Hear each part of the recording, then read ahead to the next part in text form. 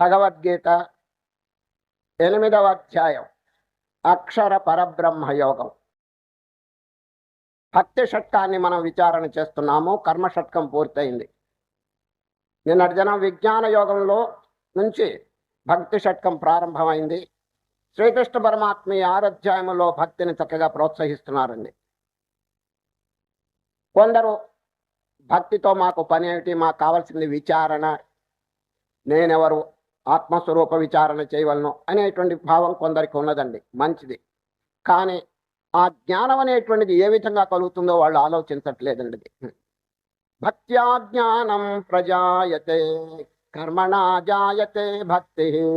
నిష్కామ కర్మ చక్కగా ఆచరిస్తుంటే భక్తి ఉదయిస్తుందండి. సర్వేశ్వరుని అచంచలమైన భక్తి కలుగుతుంది. ఆ భక్తిని చక్కగా అభివృద్ధి చేస్తుంటే జ్ఞానం వారి యొక్క అనుగ్రహం చేత కలుగుతుందండి. By the grace of God. అది విభూతి యోగం 10వ అధ్యాయంలో ఈ విషయం స్పష్టంగా చెప్పినారు శ్రీకృష్ణ పరమాత్మ. జ్ఞాన దీపం నేను వెలిగిస్తాను హృదయంలో. ఎవరి హృదయంలో? అందరి హృదయాల్లో కాదు. తేషాం సతతయుక్తానాం భజతాం ప్రీతిపూర్వకం. ఎంత చక్కగా ఉంది. మనం చేయవలసిన కర్తవ్యం మనం చేస్తే భగవంతుడు వారి డ్యూటీ వారు నెరవేరుస్తారు. మన డ్యూటీ ఏమిటి? తేషాం సతతయుక్తానాం భజతాం ప్రీతిపూర్వకం. ప్రీతిపూర్వకంగా హృదయపూర్వకంగా వారిని ప్రార్థన, జపము, ధ్యానము చేయాలి. వారు చేయవలసి వారి కర్తవ్యం తెలుసండి. దదామి బుద్ధియోగం. వారి హృదయంలో జ్ఞాన దీపం వెలిగిస్తారు వారు. కనుక మన డ్యూటీ మనం చక్కగా చేయాలి. ఆ భక్తిని అభివృద్ధి చేసుకుని వారి యొక్క పాదార విందములను నిర్మలమైనటువంటి భక్తితో మనం ధ్యానం చేయాలి, చింతన చేయవాలి. శ్రీకృష్ణ పరమాత్మ గీతలో చాలా చోట్ల భక్తికి ప్రాధాన్యత ఇచ్చారండి. 14వ అధ్యాయం అండి, అఖండమైనటువంటి జ్ఞాన షట్కం. 14వ అధ్యాయంలో ఏం చెప్పారు తెలుసండి? ఈ జ్ఞాన విచారణ చేస్తూ చేస్తూ చివరికి మాం చయో అవ్యభిచారేణ భక్తి యోగేన సేవతే. అద్భుతమైన అఖండమైనటువంటి జ్ఞాన విచారణ చేస్తూ చివరికి ఈ వాక్యం అన్నారు. ఇది మాం చయో అవ్యభిచారేణ భక్తి యోగేన సేవతే సగుణాన్ సమతే చైతాన్ బ్రహ్మభూయాయ కల్పతే. అచంచలమైనటువంటి భక్తితో నన్ను ఎవరు చింతన చేస్తున్నారో వారికి చక్కగా ఈ జ్ఞాన విచారణ అబ్బుతుందని చెప్పారండి. కనుక జ్ఞానం అనేది మంచిదేనండి. ఫైనల్ జ్ఞానోదేవత కైవల్యం, దానికి తిరుగు లేదండి. జ్ఞానం చేతనే మోక్షం. బట్ ఆ జ్ఞానం ఏ విధంగా కలుగుతుంది చెప్పండి? భక్త్యా జ్ఞానం ప్రజాయతే. చివరి అధ్యాయంలో భగవానుడు ఇదే వాక్యం చెప్పినారు. భక్త్యా మాం అభిజానాతి. ఇదండి అష్టాక్షరీ మంత్రం. భక్త్యా మాం అభిజానాతి. భక్తి చేత నన్ను చక్కగా తెలుసుకుంటారు జనులు. మరి ఆ భక్తి లేకపోతే చెప్తారు. నిన్నటి విజ్ఞాన యోగంలో ఒక అద్భుతమైనటువంటి ఒక వాక్యం శ్రీకృష్ణ పరమాత్మ ఉపదేశం చేసినారు. ఏమిటంటే, మోక్షం అనేటువంటి గృహానికి ఎవరైనా వెళుతుంటే మోక్షం అనేటువంటి అక్కడ దారిలోనండి మాయ అనేటువంటిది ఒకటి ఉంటుందండి. ఆ మాయను దాటితే గానీ భగవంతుని యొక్క దర్శనం కలగదండి. దిశ ఆ మాయ మహాభయంకరమైందని చెప్పి శ్రీకృష్ణ పరమాత్మ చెప్పినారు. Very difficult to cross it. అది దైవీశేష గుణమయి మమ మాయా దురత్యయ. Very difficult to cross it. దాన్ని దాటడం మహా కష్టం. బట్ డోంట్ వరీ, మీరేం భయపడవాకండి. చూడండి, నన్ను గనక ఆశ్రయించుకుంటే అవలీలుగా ఈ మాయను దాటగలరు. చూడండి, నిన్నటి దినం విజ్ఞాన యోగంలో చక్కగా ఈ వాక్యం చెప్పినారు. దైవీశేష గుణమయే మమ మాయా దురత్యయ మామేవయే ప్రపద్యంతే మాయామేతాం తరంతితే. ఒక ఊళ్ళోనండి కలెక్టర్ గారి బంగళా ఉందండి. ఆ కలెక్టర్ గారితో ఒక అర్జెంటు పని వచ్చింది ఒక ఆయనకి. ఆ బంగళాకి వెళ్తున్నాడండి. వెళ్ళి ఆ కాంపౌండ్ వాళ్ళ గేట్ దగ్గరికి వచ్చేటప్పటికి అక్కడ కుక్క ఉన్నదండి. కుక్క భయంకరమైనటువంటి కుక్క ఉన్నదండి. అది లోపలికి వెళ్తాడా, కుక్క కరిచేస్తుంది. మరి వారితో అర్జెంటుగా పని ఉందే, ఏం చేయాలి చెప్పండి? ఇది అటువంటి సమయంలో ఒక్కటే ఉపాయం అండి. ఆ కలెక్టర్ గారి పేరేమిటో తెలుసుకుని కేక వేయాలి. అయ్యా రామూర్తి గారు, కలెక్టర్ గారు, మీతో అర్జెంటుగా పని వచ్చింది, దారిలో ఈ కుక్క నన్ను బాధిస్తున్నది, ఒక్కసారి కేక వేయండి. వారు వస్తారు బయటికి. ఎవరు? కలెక్టర్ గారు. వచ్చేటప్పటికి వారి సన్నిధిలో ఈ కుక్క ఎవరిని అపకారం చేయదండి సార్. యజమానుడు పక్కనుంటే ఎవరిని బాధించదు, యజమానుడు లేకపోతే బాధించవచ్చును సరే. అదేవిధంగా మోక్షం అనేటువంటి సౌధానికి మనం పోతుంటే ఈ గేటు దగ్గరండి ఈ కుక్క ఉన్నదండి, మాయ అనేటువంటి కుక్క. దాన్ని మనం లోపరుచుకోవాలంటే అసాధ్యం. చూడండి, ఆ భగవంతుని యొక్క సాన్నిధ్యం అంటే వారిని కేక వేయాలి. మామేవ ఏ ప్రపద్యంతే. చక్కని శ్లోకం అండి. దైవీశేష గుణమయే మమ మాయా దురత్యయ. ఈ మాయ, ఈ ప్రకృతి మహాభయంకరమైందండి. వాడు వ్యక్తిగతంగా దాటాలంటే మహా కష్టం.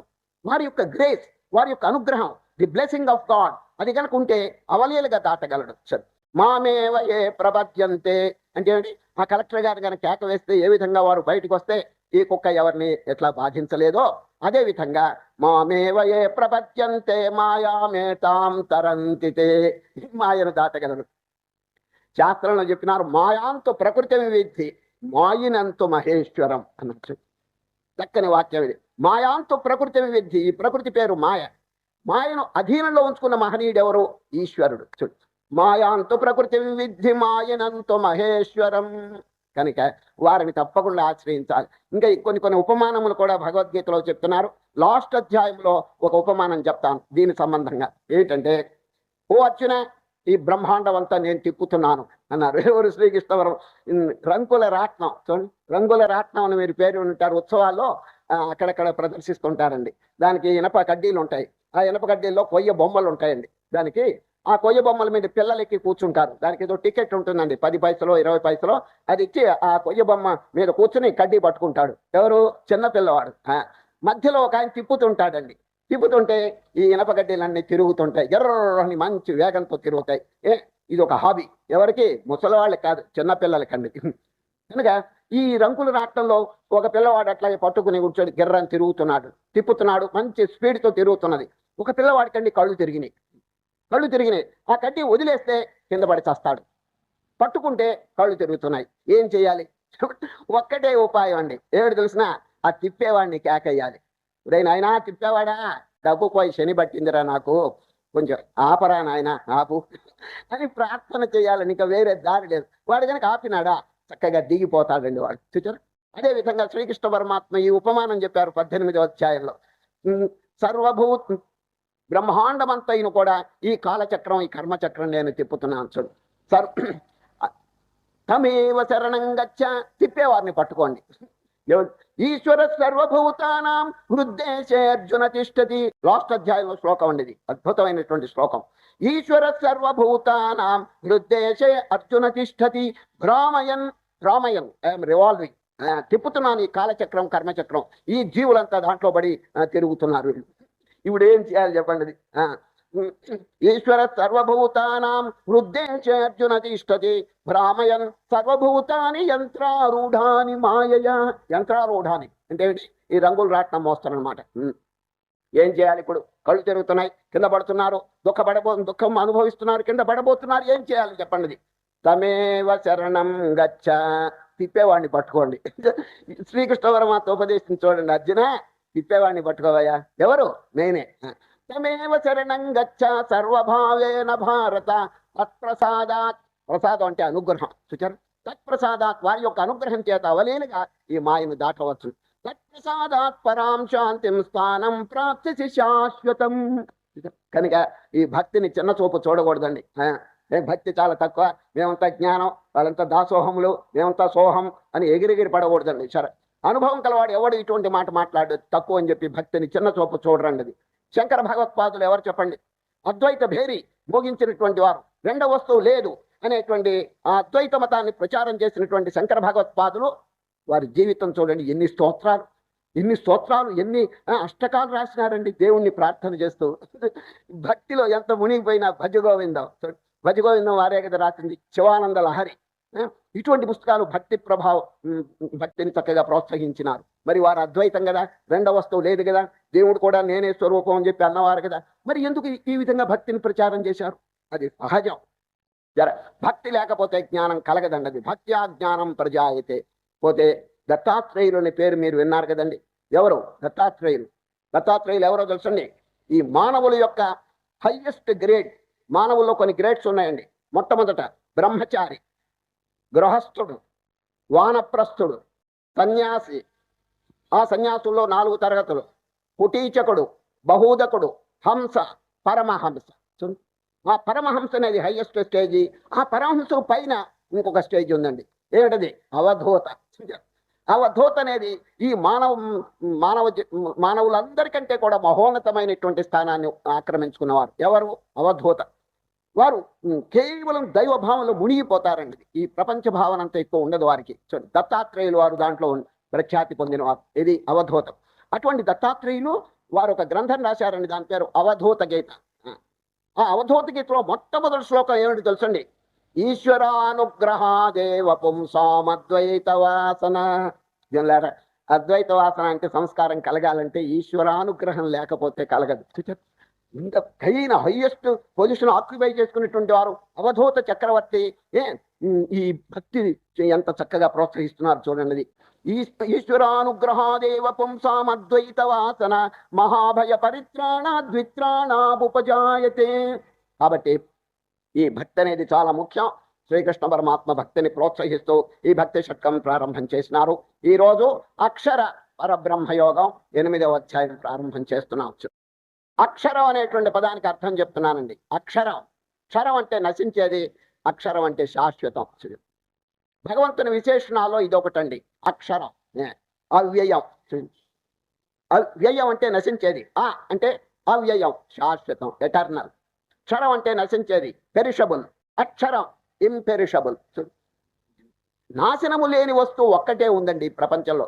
తక్కినవన్నీ కూడా కాలగర్భంలో. మీరు ఏదైనా చెప్పండి ప్రపంచంలో దృశ్య వస్తువు, it must fall down in course of time. అది కాలగర్భంలో అన్నీ నశించిపోతాయి. ఆఖరికి సూర్యుడు చంద్రుడు వీళ్ళు కూడా ప్రళయకాలంలో కింద పడిపోతారండి. ఏం మిగులుతుంది చెప్పండి? అన్ని నశించిపోయినా ఒక్కటి నశింపదు. సదేవ సౌమ్యేదమగ్రాసీత్ ఏకమేవాద్వితీయం బ్రహ్మ నేహ నానాస్తి కించన. సత్, సత్ అంటే ఉనికి, ఎగ్జిస్టెన్స్. అదండి దేవుడు.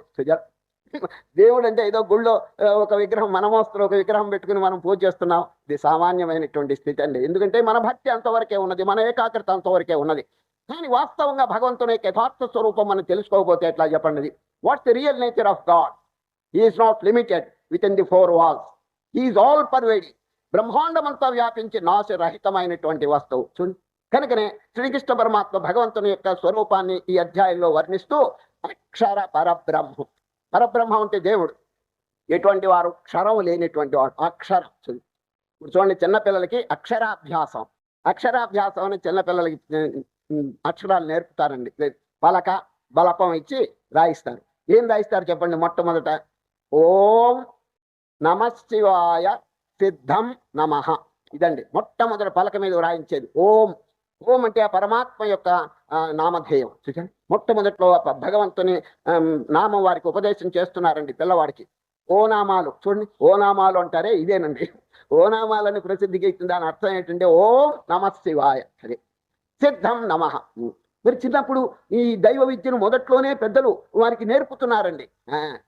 కానీ పోను పోను పోను దైవం కూర్చున్నటువంటి విచారణే మర్చిపోతున్నారండి జనులు. ప్రాపంచికమైనటువంటి విద్యల్లో పడిపోతున్నారు. అసలు అక్షర విద్య మొట్టమొదటి నేర్పుతున్నారు. ఈ అక్షర విద్య అందరికీ వస్తుందా? వంట పడుతున్నదా చెప్పండి? ఏదో ఓనమాలు రాసుకోవటం, తర్వాత ప్రాపంచిక విద్యల్లో పడిపోవటమే. కానీ అక్షర స్వరూపమైనటువంటిది ఆ విద్యను వీడు ఏమైనా గ్రహిస్తున్నాడా చెప్పండి? లేదు. అది మనం తప్పకుండా గ్రహించాలని. నాశరహితమైనటువంటి పరమాత్మను కూర్చున్న నాలెడ్జ్, దైవమును కూర్చున్నటువంటి విద్య అన్ని విద్యల కంటే చాలా శ్రేష్టం అని ఇదివరకు శ్రీకృష్ణ పరమాత్మ చెప్పినారు. రేపు 10వ అధ్యాయం విభూతి యోగంలో కూడా చెప్తారు. అర్జున, ప్రపంచంలో ఎన్నో విద్యలు ఉన్నాయి. అధ్యాత్మ విద్య విద్యానాం. విద్యలన్నిట్లో అధ్యాత్మ విద్య సుపీరియర్, స్పిరిచువల్ నాలెడ్జ్. ఎందుకోనే మీరు అడగచ్చు. తక్కిన విద్యల వల్లండి ఏదో ఈ జన్మలో ఏదో కొంత సంపాదన ఇటువంటివన్నీ కలగచ్చు. కవిత్వాలు, సాహిత్యం ఇవన్నీ కూడా కొంత చక్కగా కలగచ్చు. కానీ మానవుడు మళ్ళా పుట్టకుండా ఉంటాడా? జనన మరణ రూపమైన బంధనం ఎట్లా చెగుతుంది చెప్పండి? చావులేని చదువు చదువవలయు అన్నాడు వేమన. చావులేని చదువు. చావు ఎన్నో చదువుతున్నారు, చస్తున్నారు, మళ్ళీ పుడుతున్నారు. చూడండి, ఏ విద్య మనని జనన మరణ రాహిత్యం కలుగు చేస్తుంది చెప్పండి? ఆ విద్యను మనం నేర్చుకోవాలి. అదే బ్రహ్మ విద్య, దైవ విద్య, అధ్యాత్మ విద్య. ఇటువంటిది శ్రీకృష్ణ పరమాత్మ అక్షర పరబ్రహ్మ యోగంలో చక్కగా బోధిస్తున్నారండి. సరే, ఏమండి అర్థమైంది కదా? అక్షరం. ఇప్పుడు ఎన్ని విద్యలైనా నేర్చుకున్నా ఏమండి భక్తి గనక లేకపోతే, దైవం మీద గనక విశ్వాసం లేకపోతే ఆ విద్యల వల్ల పెద్ద ప్రయోజనం లేదు. షడంగాది వేదో ముఖే శాస్త్ర విద్య. శంకర భగవత్పాదులు షడంగాది వేదో ముఖే శాస్త్ర విద్య కవిత్వాది గద్యం సుపద్యం కరోతి హరేరంగ్రి పద్మే మనశ్చే నలగ్నం తతక్కిం తతక్కిం తతక్కిం తతక్కిం. ఏమండి, మీరు అనేక విద్యలు నేర్చుకున్నారనుకోండి, వేదములన్నీ కంఠస్థంగా వచ్చినాయి అనుకోండి, భగవంతుడి మీద భక్తి లేకపోతే ఏం లాభం అని అడుగుతున్నాడు. నిలదీసి అడుగుతున్నారు శంకరాచార్య. చక్కని శ్లోకం మళ్ళీ చెప్తున్నాను. షడంగాది వేదో ముఖే శాస్త్ర విద్య కవిత్వాది గద్యం సుపద్యం కరోతి హరేరంగ్రి పద్మే మనశ్చేన్న లగ్నం తతక్కిం తతక్కిం తతక్కిం తతక్కిం.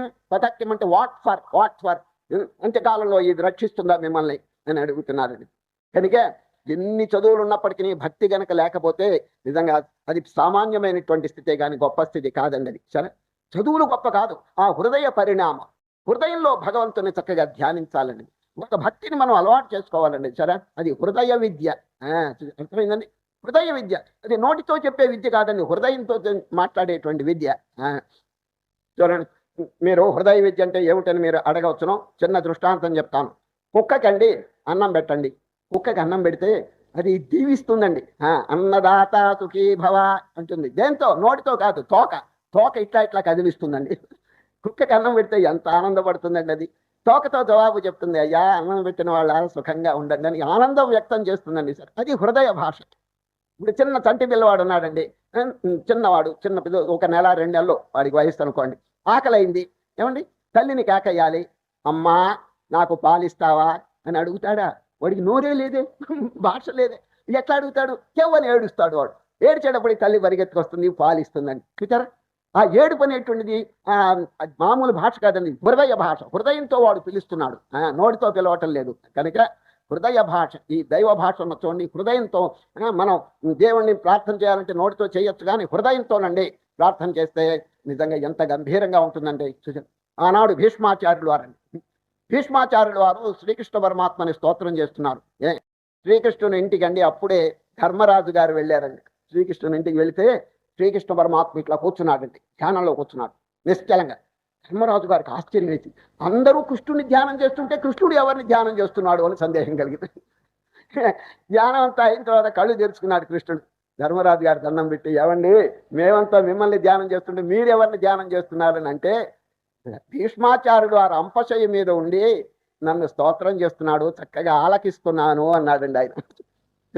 భీష్మాచార్యుడు అంపశయ్య మీద ఉండి చక్కగా కృష్ణ స్తోత్రం చేస్తున్నాడండి, అది ఏకాగ్రంగా ఆలకిస్తున్నట్టండి ఈయన గారు. చూచారు? హృదయ భాష. భీష్ముడు ఏ భాషతో స్తోత్రం చేశారు చెప్పండి? అంపశయ్య మీద పండుకుని హృదయ భాష. కాళహస్తిలోనండి మా ఆశ్రమానికి ఉత్తర దేశం నుంచి ఒక సాధువు గారు వచ్చారండి. సాధువు గారు యూపీ, వారికి తెలుగు రాదు, మాకు హిందీ వచ్చును కాబట్టి వారితో సంభాషణ చేస్తున్నామండి.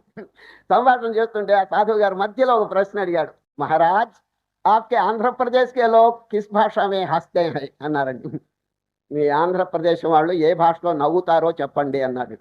మాకేం అంతు పట్టలేదు, నవ్వటానికి భాష ఏంటండి నాకు అర్థం కాక మళ్ళీ ఓ ప్రశ్న వేశారు. మహారాజ్, ఆప్కే ఉత్తరప్రదేశ్కే లోగ్ కిస్ భాష మే రోతే హై అన్నానండి. ఆ దెబ్బతో గమ్మని ఉన్నాడండి ఆయన. చూచారా?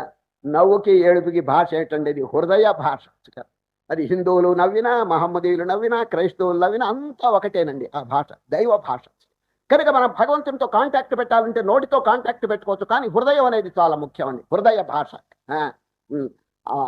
ఆ నిర్గుణ పరమాత్మను కానీ సగుణ పరమాత్మను కానీ చక్కగా హృదయంలో ధ్యానం చేసుకుంటే అంతకు మించినటువంటిది ఇంకోటి లేదండి. ఈ భక్తి చేత ఏమవుతుందంటే అనేక జన్మార్జితమైన పంకిలం ధ్వంసం అయిపోతుందండి. సరే, నిష్కామ కర్మ చేత, భక్తి చేత పాపం ధ్వంసం అయిపోతుందండి. ఎప్పుడు పాపం రహితం అయిపోయిందో హృదయం శుద్ధం అవుతుంది. హృదయం శుద్ధం అయితే భగవానుడు కాచుకుంటాడండి. దేనికి? జ్ఞాన బీజం వేయటానికి. ఆ జ్ఞానం అనేటువంటి విత్తనం మన హృదయ క్షేత్రంలో వేస్తారు, చక్కగా ప్రవృద్ధి పొందుతుంది. అప్పుడు విచారణ. మొన్న ప్రహ్లాదుని కథ మీకు చెప్పాను కదండి. ప్రహ్లాదుడు భక్తి, మొట్టమొదటితో భక్తిని అలవాటు చేశాడు. ఓం నమో నారాయణాయ.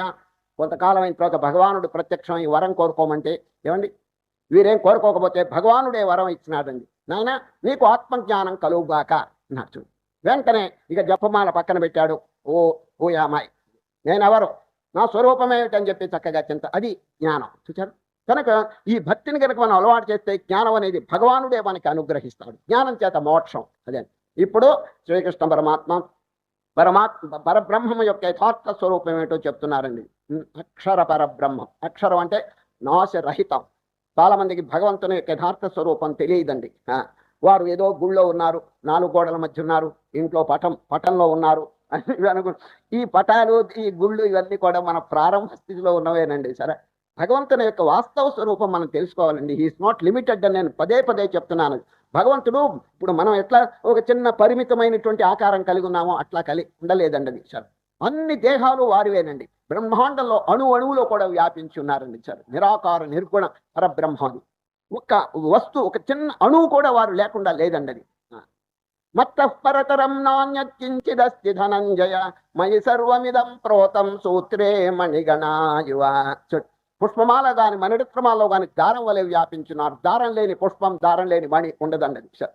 అన్ని మణుల్లో కూడా కనుక స్త్రీలు కానీ, పురుషులు కానీ, రాక్షసులు కానీ, దేవతలు కానీ, జంతువులు కానీ, క్రిమికీటగా ఇవన్నీ కూడా పుష్పాలండి సార్. ఈ పుష్పముల్లో దారం వలె వ్యాపించి బ్రహ్మసూత్రం ఆ దైవం వ్యాపించున్నారు. ఇంకా దేవుడు లేని చోట ఎక్కడ చెప్పండి అది. మరి పాపం ఎందుకు చేస్తున్నాడు వాడు చెప్పండి? ఒకడు పాపం చేసినాడంటే దైవం మీద అవిశ్వాసం. అర్థమైందండి. ఒకడు పాపం చేసి దేవుడి మీద కనుక విశ్వాసం ఉంటే how can he commit sin when there is God by his side? How can he commit sin? Witness గా చూస్తున్నాడండి అందరి యొక్క హృదయంలో. సర్వధీ సాక్షిభూతం, సర్వధీ సాక్షిభూతం. అందరి యొక్క హృదయంలో బుద్ధులను జాగ్రత్తగా చూస్తున్నాడండి సాక్షిభూతంగా. మరి పాపం ఎట్లా చేయగలరు? చిన్న దృష్టాంతం చెప్పి నేను గీతలో ప్రవేశిస్తున్నాను. ఒక ఆశ్రమంలో గురువు గారు ఉన్నారండి. 10 మంది శిష్యులు ఉన్నారండి. నెల రోజుల నుంచి ఒకే బోధ అండి, ఒకే బోధ 10 మందిని కూర్చోబెట్టి కంఠస్రోట్స్తో చెప్తున్నాడండి. నాయనలారా, భగవంతుడు సర్వవ్యాపి, బ్రహ్మాండమంతా వ్యాపించున్నారో వారు లేని చోటు లేదు, అణువులో వ్యాపించున్నారనే బోధ నెల రోజులు చెప్పాడండి. ఎవరు? గురువు గారు. 10 మంది శిష్యులు బాగా విన్నారు. నెల రోజులు పూర్తి అయిన తర్వాత ఎగ్జామినేషన్, పరీక్ష పెట్టాలనుకున్నాడు. నేను చెప్పిన బోధ జీర్ణమైందా వీళ్ళకని, నాయనలారా మీకంతా వంట పట్టిందా? మీరు చెప్పింది బాగా అనుభవానికి వచ్చిందా? తెలిసిందా?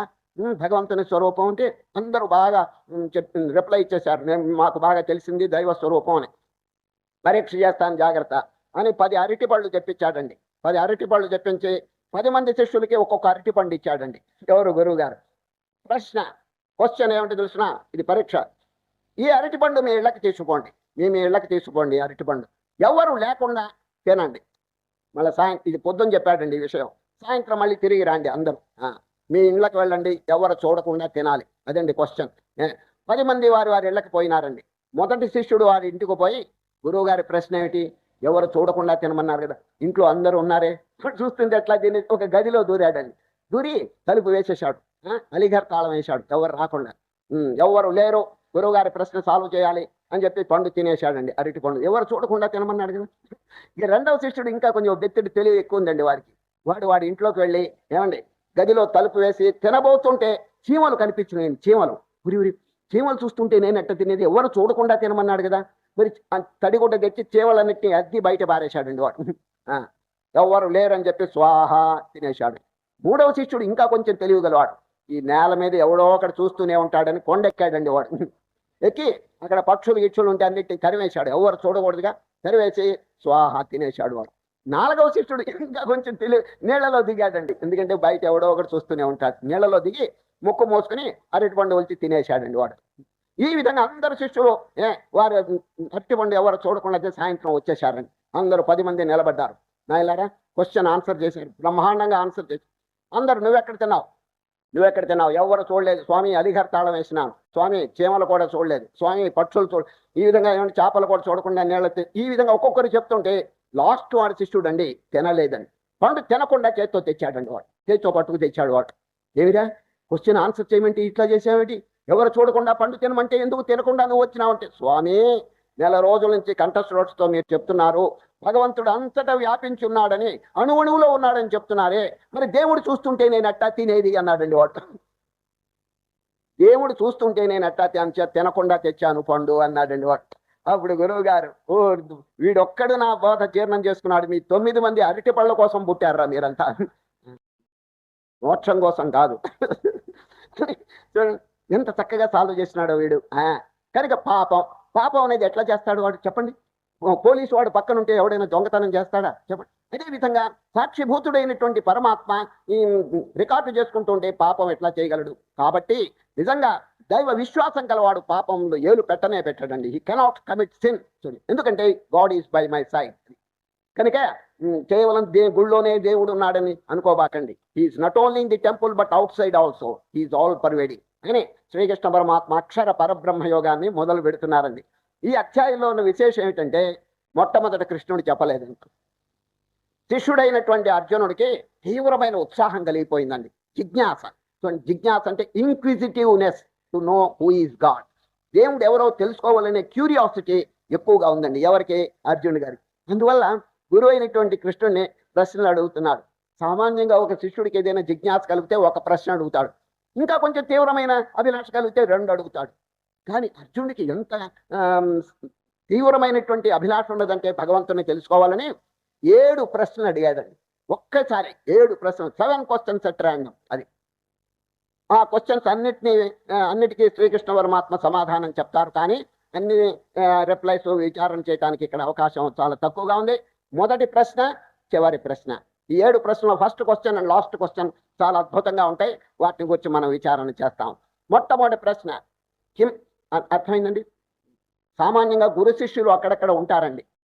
గురువు గారి యొక్క క్వాలిఫికేషన్ ఏమిటో తెలుసండి? అనుభూతి. అది experience is the qualification of the master. వారు విషయములను చక్కగా అనుభవంలోకి తీసుకొచ్చి దాన్ని శిష్యునికి చెప్తూ ఉండాలి. అది గురువు యొక్క ఇది. శిష్యుని యొక్క క్వాలిఫికేషన్ ఏమిటో తెలుసండి? గురువు చెప్పింది చక్కగా గ్రహించడం, గ్రహించింది ఆచరణలో పెట్టడం. గ్రహణ శక్తి, ధారణా శక్తి 2 ఉండాలి శిష్యుడికి. ఈ 2 కనుక లేకపోతే శిష్యుడికి గురువు కష్టపడి చెప్పినప్పుడు నేను వృధా అయిపోతుందండి. సరే, బధిర శంఖారావం. అర్థమైందండి? బధిర అంటే ఏమిటి? చెవిటివాడు. చెవిటివాడి దగ్గర ఒక ఆయన శంఖం ఊదేట. శంఖం ఊస్తే వాడు అడుగుతున్నాడు, ఏమయ్యా ఎముకను ఎందుకు కొరుకుతావు అని అడిగాటండి. వాడు శంఖం అని వాడికి తెలిస్తేగా, వాడికి వినిపించదండి శబ్దం. అంచేత అదేవిధంగా బధిర శంఖారావం. కష్టపడి గురువు గారు చెప్పారు కానీ హృదయంలో క్వాలిఫికేషన్ లేదు, అర్హత లేదండి. అది కనుక వివేకం అనేటువంటిది, వైరాగ్యం అనేది శిష్యునికి ప్రథమ లక్షణం. తీవ్రమైనటువంటి వైరాగ్యం, ఈ ప్రాపంచిక వస్తువుల మీద విరాగం కలగాలి. రెండవది దేవుణ్ణి తెలుసుకోవాలనే తీవ్రమైనటువంటి అపేక్ష కలగాలి. ఈ 2 కంబైన్ అయినప్పుడు శిష్యునికండి అద్భుతమైనటువంటి క్వాలిఫికేషన్స్ వస్తాయండి. ఇప్పుడు అర్జునుడు అటువంటి వారండి. తీవ్రమైనటువంటి వైరాగ్యం వారికి మొదట్లోనే కలిగింది. ఏమండి మీకెట్ట తెలుసుకుని అడుగుతారేమో. వారు మొదటి అధ్యాయంలో ఏం చెప్పారు చూడండి. నకాంక్షే విజయం కృష్ణ నచ రాజ్యం సుఖాని చ కిం నో రాజ్యేన గోవింద కిం భోగైర్జీవితైనవ. కృష్ణ నాకు రాజ్యం వద్దు, నువ్వు విజయం వద్దు, భోగాలు వద్దు. ఇదండి వైరాగ్యం. ప్రపంచానంతా తృణీకరించాడు. వారి మనస్సు ఇంకెక్కడికి పోతుంది చెప్పండి? బహిర్ముఖంగా పోకపోతే ఇంకో ఒక్కటేనండి సైడ్, ఏమిటి? అంతర్ముఖం. అందువల్ల అర్జునుడి గారికి చక్కని అర్హత ఉన్నది. కృష్ణుడు గారికి అర్హత, దాని విషయం ఇంకా అనుకోవాల్సిన పని లేదు. ఎందుకంటే అవతారమూర్తి ఈజ్ ఆమ్నిపోటెంట్ అండ్ ఆమ్నిషియన్, సర్వజ్ఞుడు సర్వశక్తిమంతుడు అయినటువంటి మాస్టర్ గారు దొరికారు. ఎవరు? ఉపాధ్యాయుడు. ఇక శిష్యుడు అయినటువంటి వారికి అర్హతలన్నీ మీకు ఇప్పుడే చెప్పినాను. ఏమండి వారికి తీవ్రమైన వైరాగ్యము, వివేకము. ఈ వివేకం అనేది చాలా ముఖ్యమండి. నేను అప్పుడప్పుడు చెప్తుంటాను, డిస్క్రిమినేషన్, ఏది మంచిది ఏది చెడ్డది డిఫరెన్షియేట్ చేసేటువంటి తెలివి, అది చాలా ముఖ్యం అండి. కామన్ సెన్స్ అంటారు ఇంగ్లీష్లో. అది లేకపోతేనండి గురువు చెప్పింది చక్కగా గ్రహించడానికి వీలు పడదండి. అది ఒక ఆశ్రమంలోనండి గురువు గారు ఉన్నారండి. అక్కడ కొత్తగా ఒక శిష్యుడు, ఎవరో ఒక ఆయన శిష్యుడో ఎవడో వచ్చాడండి. వచ్చి, స్వామి నేను చాలా పుస్తకాలు చదివాను, ఆధ్యాత్మిక గ్రంథాలు. ఏ పుస్తకం చూసినా ప్రాణాయామం ప్రాణాయామం అని చెప్పి ఉంటున్నది. నాకేం అంతుపట్టలేదు, అర్థం కావటం లేదు. తమ వంటి మహానుభావుల దగ్గర నేర్చుకోవాలని చెప్పి వచ్చాను ప్రాణాయామం, దయచేసి బోధించండి అన్నాడు. గురువు అన్నారు, నాయన ప్రాణాయామం అంటే శ్వాసకి సంబంధించింది, లంగ్స్. నేను చెప్పినట్టు కనుక నువ్వు చేయకపోతే నీ లంగ్స్ చెడితే నా మీద అప్రతిష్ట వస్తున్నది. అంచేత నువ్వు నేను చెప్పినట్టు చేస్తావో లేదో, నువ్వు కొత్తవాడు, నాకు తెలియదు. ఈ ప్రాణాయామం అనేది అందరికీ బోధించకూడదు, మరి నీ విషయం ఏమిటో నాకు పరిచయం లేదు, కాబట్టి నేను చెప్పను అన్నాడండి. ఎవరు? గురువుగా. వీడన్నాడు, స్వామి అటువంటిది ఏమి అనుకోబాకండి, మీరు ఏ విధంగా చెప్తే తూచా తప్పకుండా ఆ విధంగా నేను ఆచరిస్తాను, దయచేసి బోధించండి, నమ్మండి నన్ను అన్నాడండి. గురువు గారికి కొంత విశ్వాసం కలిగింది వాడి మీద. రావయ్యా కూర్చో, ఎదురుగుండా కూర్చో అన్నాడు గురువు గారు. ఏంటి ప్రాణాయామం చెప్పమన్నాడు కదండి. ప్రాణాయామం బోధిస్తున్నాడు. ముక్కు పట్టుకో అన్నాడండి ఎవరు? గురువు గారు. వెంటనే శిష్యుడికి ఒక సందేహం వచ్చిందండి. ముక్కు పట్టుకో అంటే ఎవరి ముక్కు? ఇక్కడ 2 ముక్కులు ఉన్నాయి. గురువు గారి ముక్కు ఉంది, నా ముక్కు ఉంది, మరి దేన్ని పట్టుకోవాలి? మరి ముక్కు పట్టుకొని జనరల్గా చెప్పేశాడు ఆయన. ఆలోచిస్తున్నాడు, అనవసరంగా నా ముక్కు ఎందుకు చెడగొట్టాలని గురువు ముక్కు పట్టాడండి వాడు.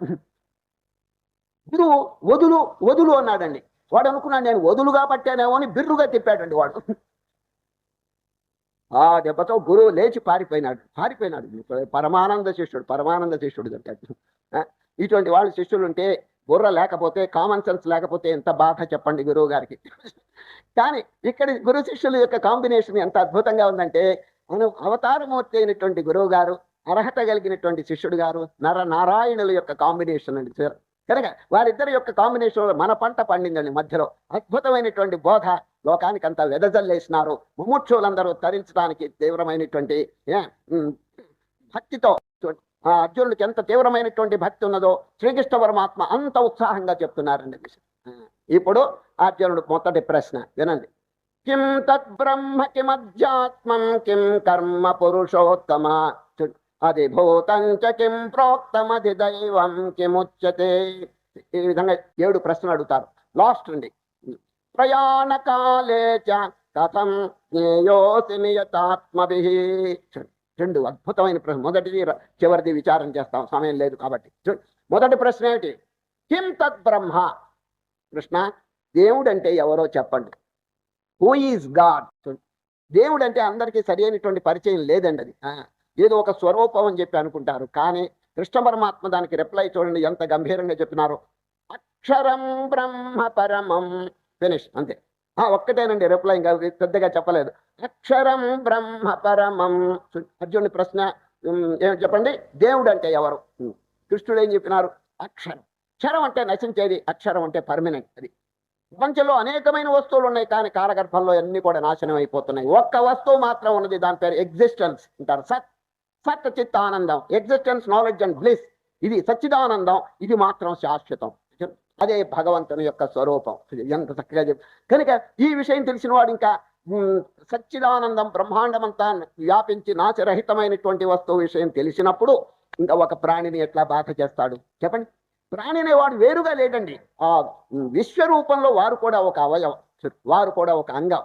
మరి ప్రేమ, దయ, కరుణ పొంగి పొరులుతుందండి ఈ విషయం కనుక జీర్ణమైతే. భగవంతుడు నాశరహితుడు, సర్వవ్యాపకుడు అనేటువంటి విషయం కనుక చక్కగా తెలిస్తే ఇక ఏ ప్రాణికి మానవుడు బాధ చేయడండి. అది చాలు. కనుక శ్రీకృష్ణ పరమాత్మ ఎంత జనరల్గా చెప్పేసినాడు చూడండి. అక్షరం బ్రహ్మ పరమం. భగవంతుని యొక్క స్వరూపం తెలుసుకుంటే ఏం ప్రయోజనం మీరు అనుకోవచ్చున్నది. సర్వత్ర వ్యాపించి ఉన్నాడని చెప్పి తెలిసినప్పుడు చూడండి ఈ మొరాలిటీ చాలా అద్భుతం, క్యారెక్టర్ బిల్డింగ్ ఇది చాలా చక్కగా వారికి కలుగుతుందండి. అది అందుచేత ప్రేమ, దయ, కరుణ, పరోపకారం, దాన ధర్మం ఇవన్నీ కూడా విరివిగా చేస్తాడండి. ఎందుకంటే వారికి చేసిన ఉపకారం భగవంతునికి చేసినట్టే. చూచాను, నరుడికి చేసిన ఉపకారం నారాయణుడికి చేసినట్టే అని చెప్పి అనుకుంటాడు. ఇప్పుడు చూడండి, బీదవాడు అని చెప్పి అనుకోడు, దరిద్ర నారాయణుడు. చూడండి, దరిద్ర నారాయణుడు అని చెప్పి వారికి ఒక ముద్ద అన్నం పెడతాడండి, దైవభావంతో చేస్తాడు. కనుక విశ్వమంతైన భగవంతుని యొక్క స్వరూపం అని చెప్పి తెలిసినప్పుడు ఇక జీవితం అంతా పర్ఫెక్ట్గా ఉంటుందన్నది. ఏ విధమైనటువంటి పాపం లవలేశం కూడా దాంట్లో ఉండదన్నది. కనుక శ్రీకృష్ణ పరమాత్మ చెప్పినటువంటి ఆ భావాన్ని నిత్య జీవితంలో మనం ఆచరణలో implementation in our everyday life, అది నిత్య జీవితంలో దాన్ని వ్యవహారంలో తీసుకురావడానికి ప్రయత్నం చేయాలన్నది. అప్పుడు మాత్రమే శాంతి, సుఖము, ఆనందము మానవుడికి కలుగుతాయి. అది లేకపోతేనండి వాడు వేరు, వీడు వేరు, ఆ జాతి వేరు, ఈ జాతి వేరు, ఆ కులం వేరు, ఈ కులం వేరు, గోడలు కట్టుకుని జనులు బాధపడుతున్నారండి. చూడండి, ఈ దుఃఖానికి, ఈ వైరానికి, ఈ ద్వేషానికి కారణం ఏమిటండి? రవీంద్రనాథ్ ఠాగూర్ వారి పేరు మీరు వినుంటారు. నోబెల్ ప్రైజ్ వచ్చిందండి మన భారతదేశంలో. ఇంతవరకు 2 వచ్చిందండి నోబెల్ ప్రైజ్. ఈ ఠాగూర్ గారికి సాహిత్యంలో వచ్చింది, సివి రామన్ అని వారికి కెమిస్ట్రీ, రసాయన శాస్త్రంలో వారికి వచ్చిందండి.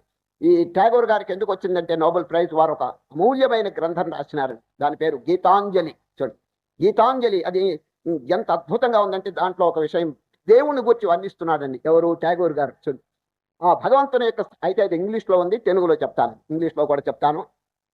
Wear the mind is without fear. Wear the mind is without fear. భగవంతుని యొక్క స్థానంలో ఎట్లా ఉంటుందంటే భయమే లేదండి. ఎందుకు భయం ఎప్పుడు వస్తుంది తెలుసిన? ద్వితీయాద్వై భయం భవతి అంటాడు ఉపనిషత్తు. రెండవ వస్తువు ఉంటే భయం కలుగుతుంది. అక్కడ రెండవ వస్తువు ఎక్కడ? సత్. సత్ అంటే ఒకటే. సత్ కంటే వేరుగా ఏదన్నా వస్తువు ఉంటే అసత్. అసత్ అంటే లేని దాంతో సమానం. దేర్ ఫార్ ఒక్కటే వస్తువు అద్వైతం. ఇక్కడ చూడు భయం ఎందుకు ఉంటుందండి? చూడు, where the mind is without fear and the head is held high, where the mind has not been broken up into fragments by narrow domestic walls.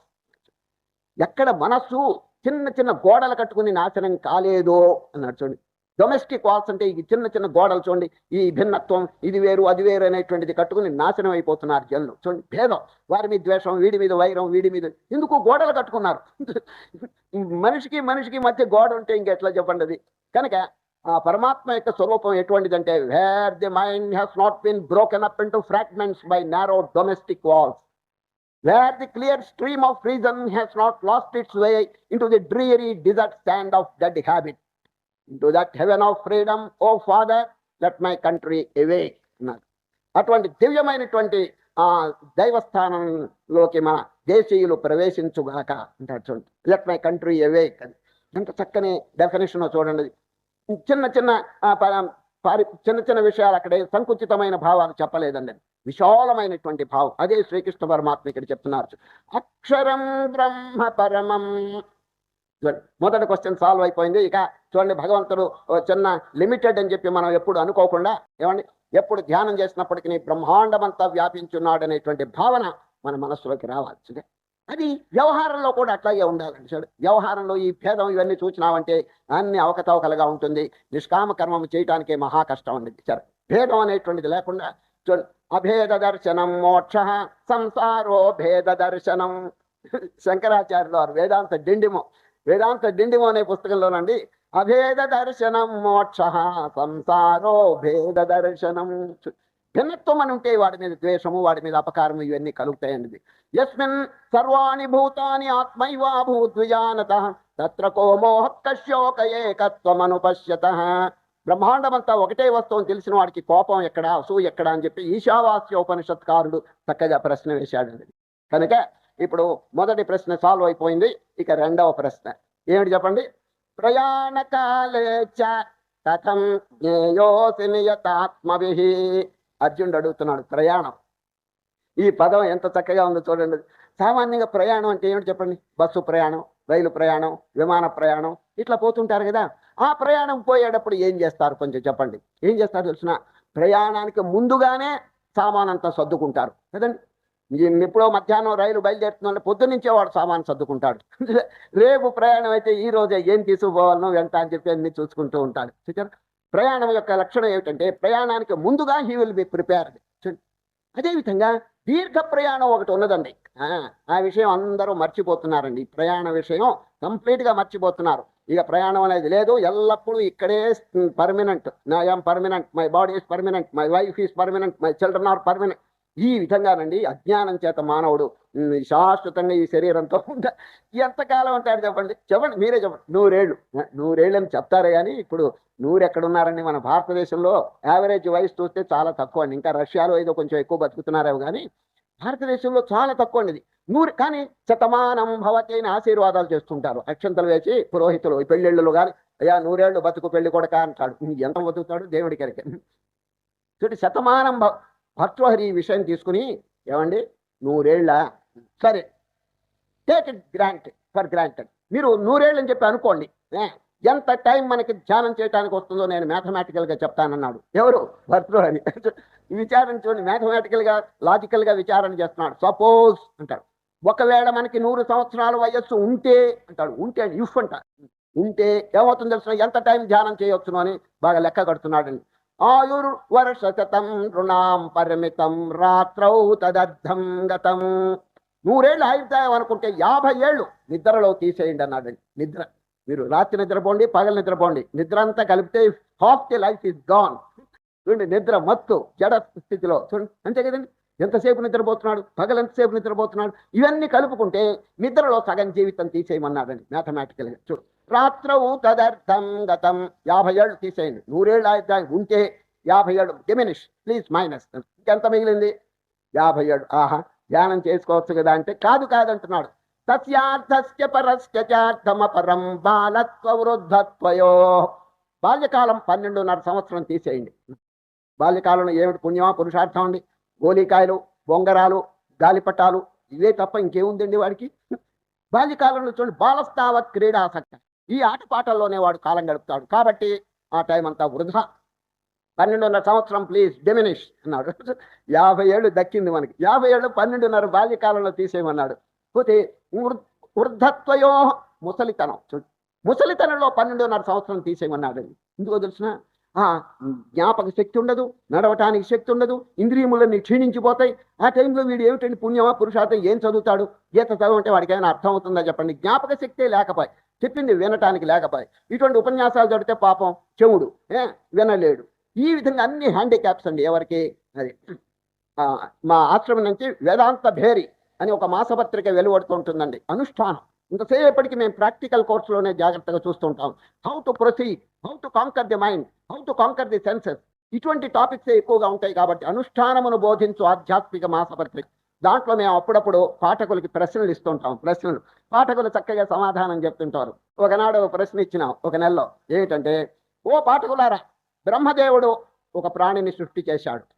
ఆ ప్రాణి పుట్టిన కొద్ది కాలం మనకు 4 కాళ్లతో నడుస్తుంది.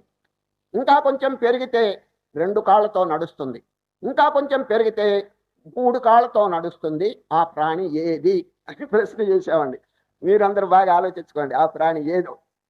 పుట్టంగానే కొంతకాలానికి 4 కాళ్లతో నడుస్తుందండి. ఎవరో తెలిసినా మనుష్యుడే. మనుష్యుడు పుట్టినప్పుడు 4 కాళ్ళతో పాకుతాడండి వాడు. చూసారా, 2 చేతులు 2 కాళ్ళతో పాకుతుంటాడు.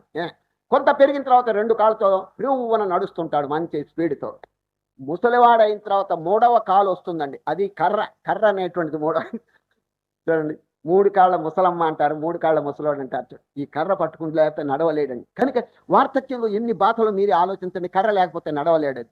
కనుక జీవితంలో ఈ వార్ధక్యం అనేది పెనుభూతం అని చెప్పి వర్ణిస్తుంటారు. వార్ధక్యం రాకపోవడమే finish your work, finish your sadhana. చూడండి ఎన్ని సాధనలు, యమ నియమ ఆసన ప్రాణాయామ ప్రత్యాహార ధారణ ధ్యాన సమాధి. చూడండి ఎన్ని ఒక్కటైనా ఆచరించినారా చెప్పండి. ఏ టైం అయిపోతున్నది, ఇప్పటికే చాలా టైం అయిపోయింది. మీ జీవితం ఏమిటో కొంచెం ఆలోచించుకోండి. ఈ విధంగా క్షీణించక పూర్వమే చూడండి, వార్ధక్యంలో 12.5 సంవత్సరం తీసేయమన్నాడు, బాల్యంలో 12.5 కలపండి 25. 50 ఏళ్ళు మనకి నిద్రలో పోతే 50 దక్కిందండి. 50లో 12.5 బాల్యం, 12.5 యవ్వనం, వార్ధక్యం తీసేస్తే ఇంకంత మిగిలింది చెప్పండి. ఇంకా 25. 25 సంవత్సరాలు ధ్యానం చేయించిన అంటే కాదంటున్నాడు భర్తృహరి. శేషం వ్యాధి అంటాడు. చూడు, మీకు ఎంతకాలం జబ్బు వస్తుందో ఆ టైం అంతా తీసేయమన్నాడండి. ఏమండి, జబ్బులు కడుపు నొప్పిగా ఉంటే ధ్యానం చేస్తాడండి ఎవడైనా చెప్పండి. కడుపు బాగా తిప్పుతుంది, ఓం నమః, శివుడు కనిపించాడు, కడుపు నొప్పి కనిపిస్తుంది అంతే. చూడండి, కనుక ఈ వ్యాధుల టైం అంతా తీసేయమన్నాడండి. వ్యాధి వియోగ దుఃఖ సహితం, వియోగ టైం అంతా తీసేయమన్నాడు. వియోగం అంటే ఏమిటి తెలుసండి, ఇంట్లో అంతా ఆనందంగా ఉంటారండి. అకస్మాత్తుగా ఎవడ చస్తాడు. చచ్చేటప్పటికి అయ్యా చావటం అనేది ఒక సెకండ్ అండి, ఫ్రాక్షన్ ఆఫ్ సెకండ్లో చస్తాడు. కానీ పోయేవాడండి ఉండేవాళ్ళని ఏడిపించిపోతుంటాడండి వాడు. ఈ బతుకున ఇంట్లో వాళ్ళందరూ ఏడుస్తూనే ఉంటారు.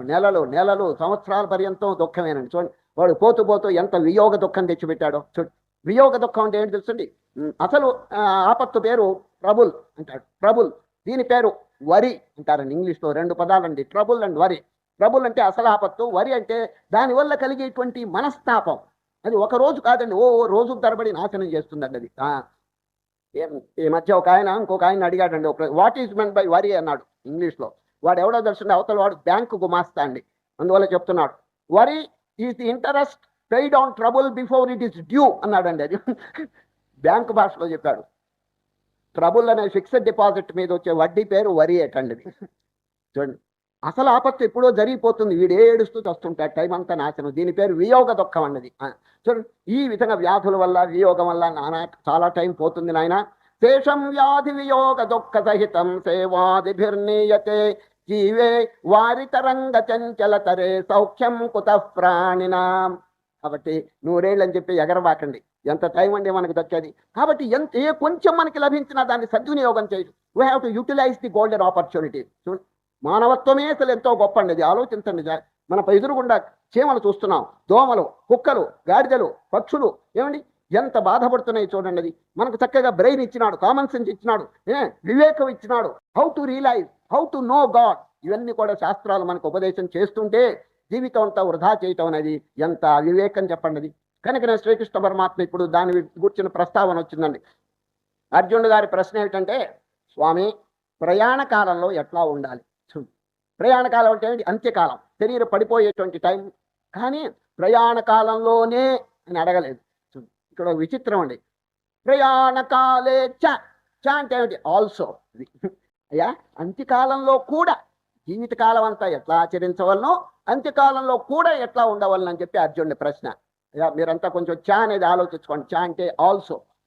కేవలం అంత్యకాలంలో నేను కనుక చెప్పుంటే చాలా ప్రమాదం కలిగేదండి. ఎందుకంటే జీవితకాలం అంతా వృధా చేసుకుని అంత్యకాలంలోనే అంటే అప్పుడే ఏదో కృష్ణారామ అంటానని కొందరు అనుకుంటారు. ఏమండి, అసలు ఆ టైం ఎట్లా తెలుస్తుంది చెప్పండి?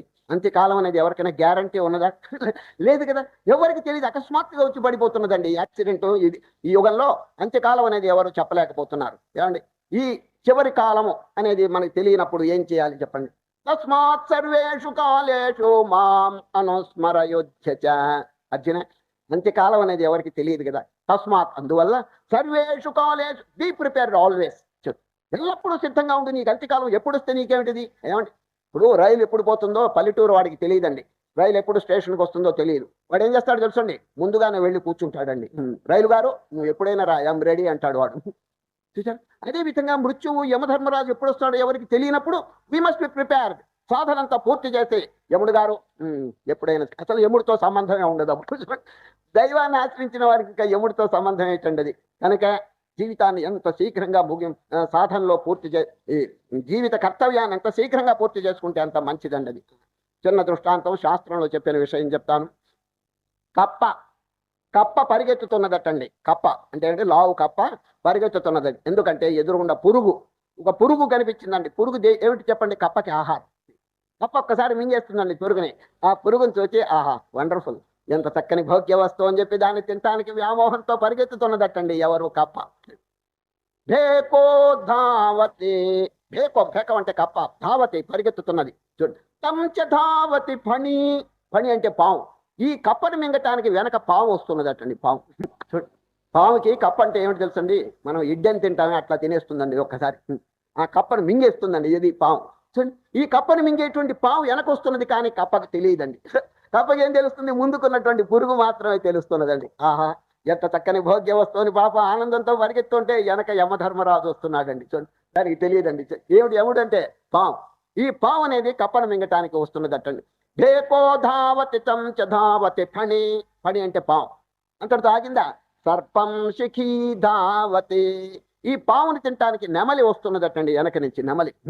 చూడండి, నెమలికి పావు అంటే ఆహారం అండి. నెమలి పరిగెత్తుకుంటే దేనికి? పావుని తింటా. పావు కప్పను తింటానికి, కప్ప పురుగులు తింటానికి. చూడండి, శిఖీ భేకో ధావతి తం చ ధావతి ఫణి సర్పం శిఖీ ధావతి వ్యాఘ్రో ధావతి కేకినం. కేకినం అంటే ఇదండి, ఇది నెమలిని తింటానికి వ్యాఘ్రం అంటే పెద్ద పులి వస్తున్నదటండి. చూడండి, వెనక పెద్ద పులి వస్తుంది. వ్యాఘ్రో ధావతి కేకినం విధివశాత్ వ్యాధోపితం ధావతి.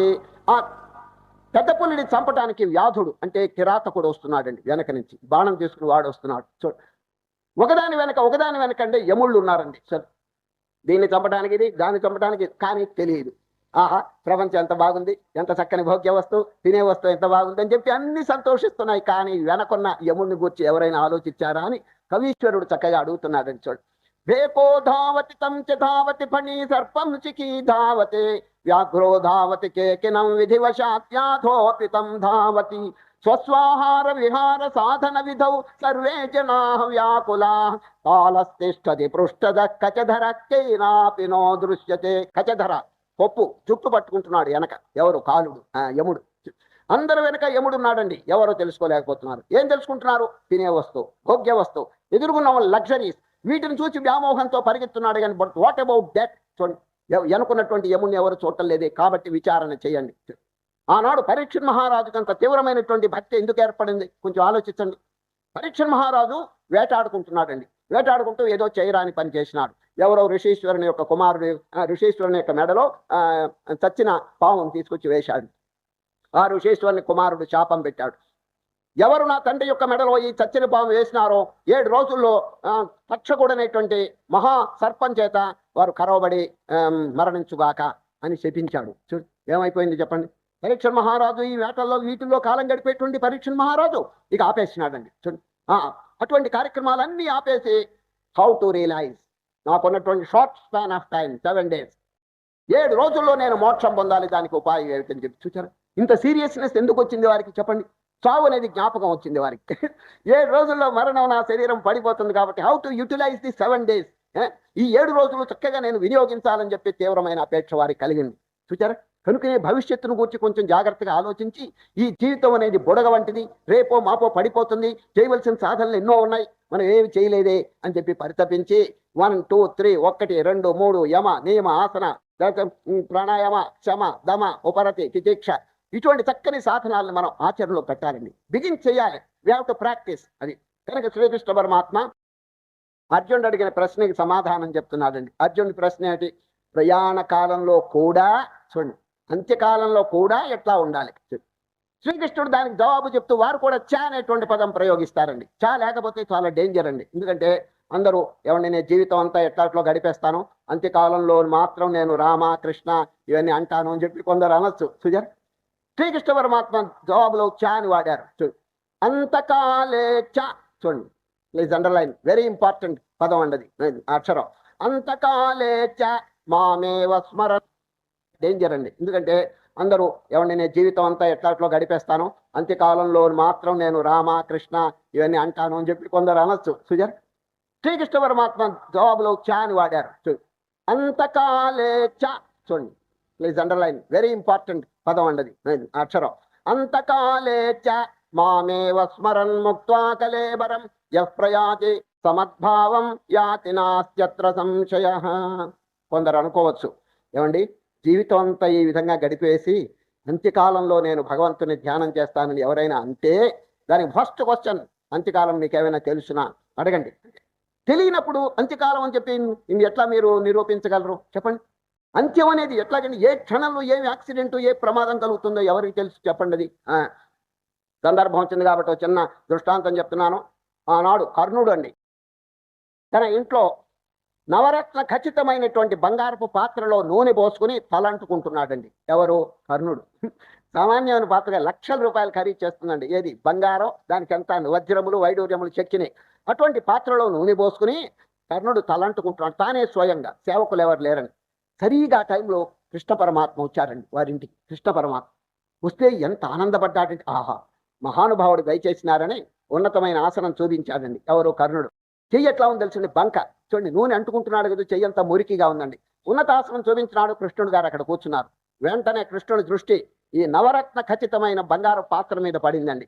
మరి కర్ణుడు గారు ఈ పాత్ర నాకు దానం చేస్తారా అని అడిగాడండి. ఎవరు? కృష్ణుడు. ఈ పాత్ర నాకు ఇస్తారా అని అడిగాడు. వెంటనే కర్ణుడు, దాన కర్ణుడు కదండి, ఎవరు కుండలాలు కూడా చేసి కవచ కుండలాలు కూడా ఇంద్రుడికి ఇచ్చినటువంటి మహనీయుడు కదండి, దానకర్ణుడు అని ప్రఖ్యాతి వారి. ఇటువంటి విషయాలు ఒక లెక్కండి వారికి. అందులో కృష్ణ పరమాత్మ స్వయంగా అడిగినాడు కదండి. అంచేత కుడి చెయ్యి బంకగా ఉంది కదండి, ఎడం చేత్తో ఆ పాత్ర తీసి కృష్ణుడికి ఇవ్వబోయినాడండి. ఎవరు? కర్ణుడు. వెంటనే కృష్ణుడు ఆక్షేపణ చేసినారు. ఏమండి మీకు సదాచారం ఎటికెట్ తెలుసు కదా, ఎవరికైనా దానం చేసేటప్పుడు ఏ చేత్తో ఇవ్వాలి దానం? కుడి చేత్తో కదా, మరి ఏమిటి ఎడం చేత్తో నాకు ఇస్తున్నారు ఏమిటి అని ప్రశ్న అడిగితే ఆ కర్ణుడు చెప్పిన రిప్లై అమోఘంగా ఉందండి సార్. క్షణం చిత్తం క్షణం విత్తం క్షణం జీవితమావయో. కృష్ణ నాకంత మాత్రం తెలియదు, కుడి చేత్తో ఇవ్వాలని చెప్పి తెలుసును, కానీ కుడి చేయి ఎట్లా ఉంది? మురికిగా ఉంది. ఇప్పుడు నేను వెళ్ళి కడుక్కుని నీకు ఇచ్చే లోపల నా మనస్సు మారిపోతుందేమో అన్నాడండి ఆయన. ఇప్పుడు మీకు ధర్మబుద్ధి నాకు కలిగింది, మీకు ఇవ్వాలని దానం చేయాలనే అభిప్రాయం ఇప్పుడు కలిగింది. అక్కడికి వెళ్ళి వచ్చే లోపల ఇంత అమూల్యమైన వస్తువు ఇన్ని లక్షల రూపాయలు ఖరీదు చేసేది వారికి ఎందుకు ఇవ్వాలని పిసిని కొట్టుదనం నాలో ప్రవేశిస్తుందేమో. నంబర్ 1. ఇక రెండవ కారణం ఏమిటి తెలుసండి? నేను చేయి కడుక్కుని వచ్చే లోపల బతుకుతానో చస్తానో అన్నాడండి. ఎంత చక్కగా చెప్పి, క్షణం జీవితమావయో క్షణం చిత్తం క్షణం విత్తం క్షణం జీవితమావయో. అద్భుతమైన రిప్లై ఇచ్చినాడండి సార్. ఆ విషయం అందరూ ఆలోచించాలండి సార్. ఈ ప్రతి క్షణం ఎంతో డేంజరస్గా మనం పరిగణించి ఈ ఉన్నటువంటి స్వల్ప సమయానండి ధర్మ కార్యం, దైవ కార్యం, పరోపకార కార్యం, ఒకరికి ఉపకారం చేసేటువంటి దాంట్లోనే నిమగ్నం కావాలండి. లేకపోతే పుణ్యమును సంపాదించే అవకాశం ఎక్కడ చెప్పండి? జీవితం అంతా ఈ ప్రాపంచిక వస్తువుల్లోనే పరిగెత్తి పరిగెత్తి పరిగెత్తి నాశనం చేస్తే వేర్ ఈస్ ది టైం చెప్పండి? Where is the leisure? భగవంతుని ధ్యానం చేయడానికి ఏం చెప్పండి? ఈ మధ్య ఒక ఆయన అన్నాడండి, బాగా పనిలో వర్క్లో మునిగిపోయి ప్రపంచ వ్యవహారంలో మునిగిపోయి ఇంకోటితో అంటున్నాడు, I have no time even to die అన్నాడండి. చావటానికి తీరిక లేదు పో అనేసాడు వాడు. బతకటానికి కాదు, చావటానికి కూడా తీరిక లేదట వాడికి. ఈ విధంగా కానీ వివేకానంద స్వామి ఒక చక్కని వాక్యం చెప్తారండి ఈ విషయం. ఈ ప్రాపంచిక విషయ భోగాల మీద పడి సమయం అంతా నాశనం చేసుకునే వాళ్ళని పశ్చిమ దేశంలో చూచాడండి. ఎవరు? వివేకానంద. అదంతా తిరిగి తిరిగి మన భారతదేశానికి వచ్చి ఒక చోట ఉపన్యాసం చెప్తూ ఎంత గంభీరమైనటువంటి ప్రకటన చేశాడో చూడండి. ఎవరు? Vivekananda.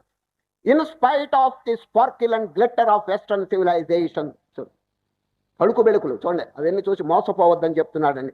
In spite of the sparkle and glitter of western civilization, in spite of all its polish and marvellous manifestation of power, standing on this platform, I tell them to their face that it is all vain.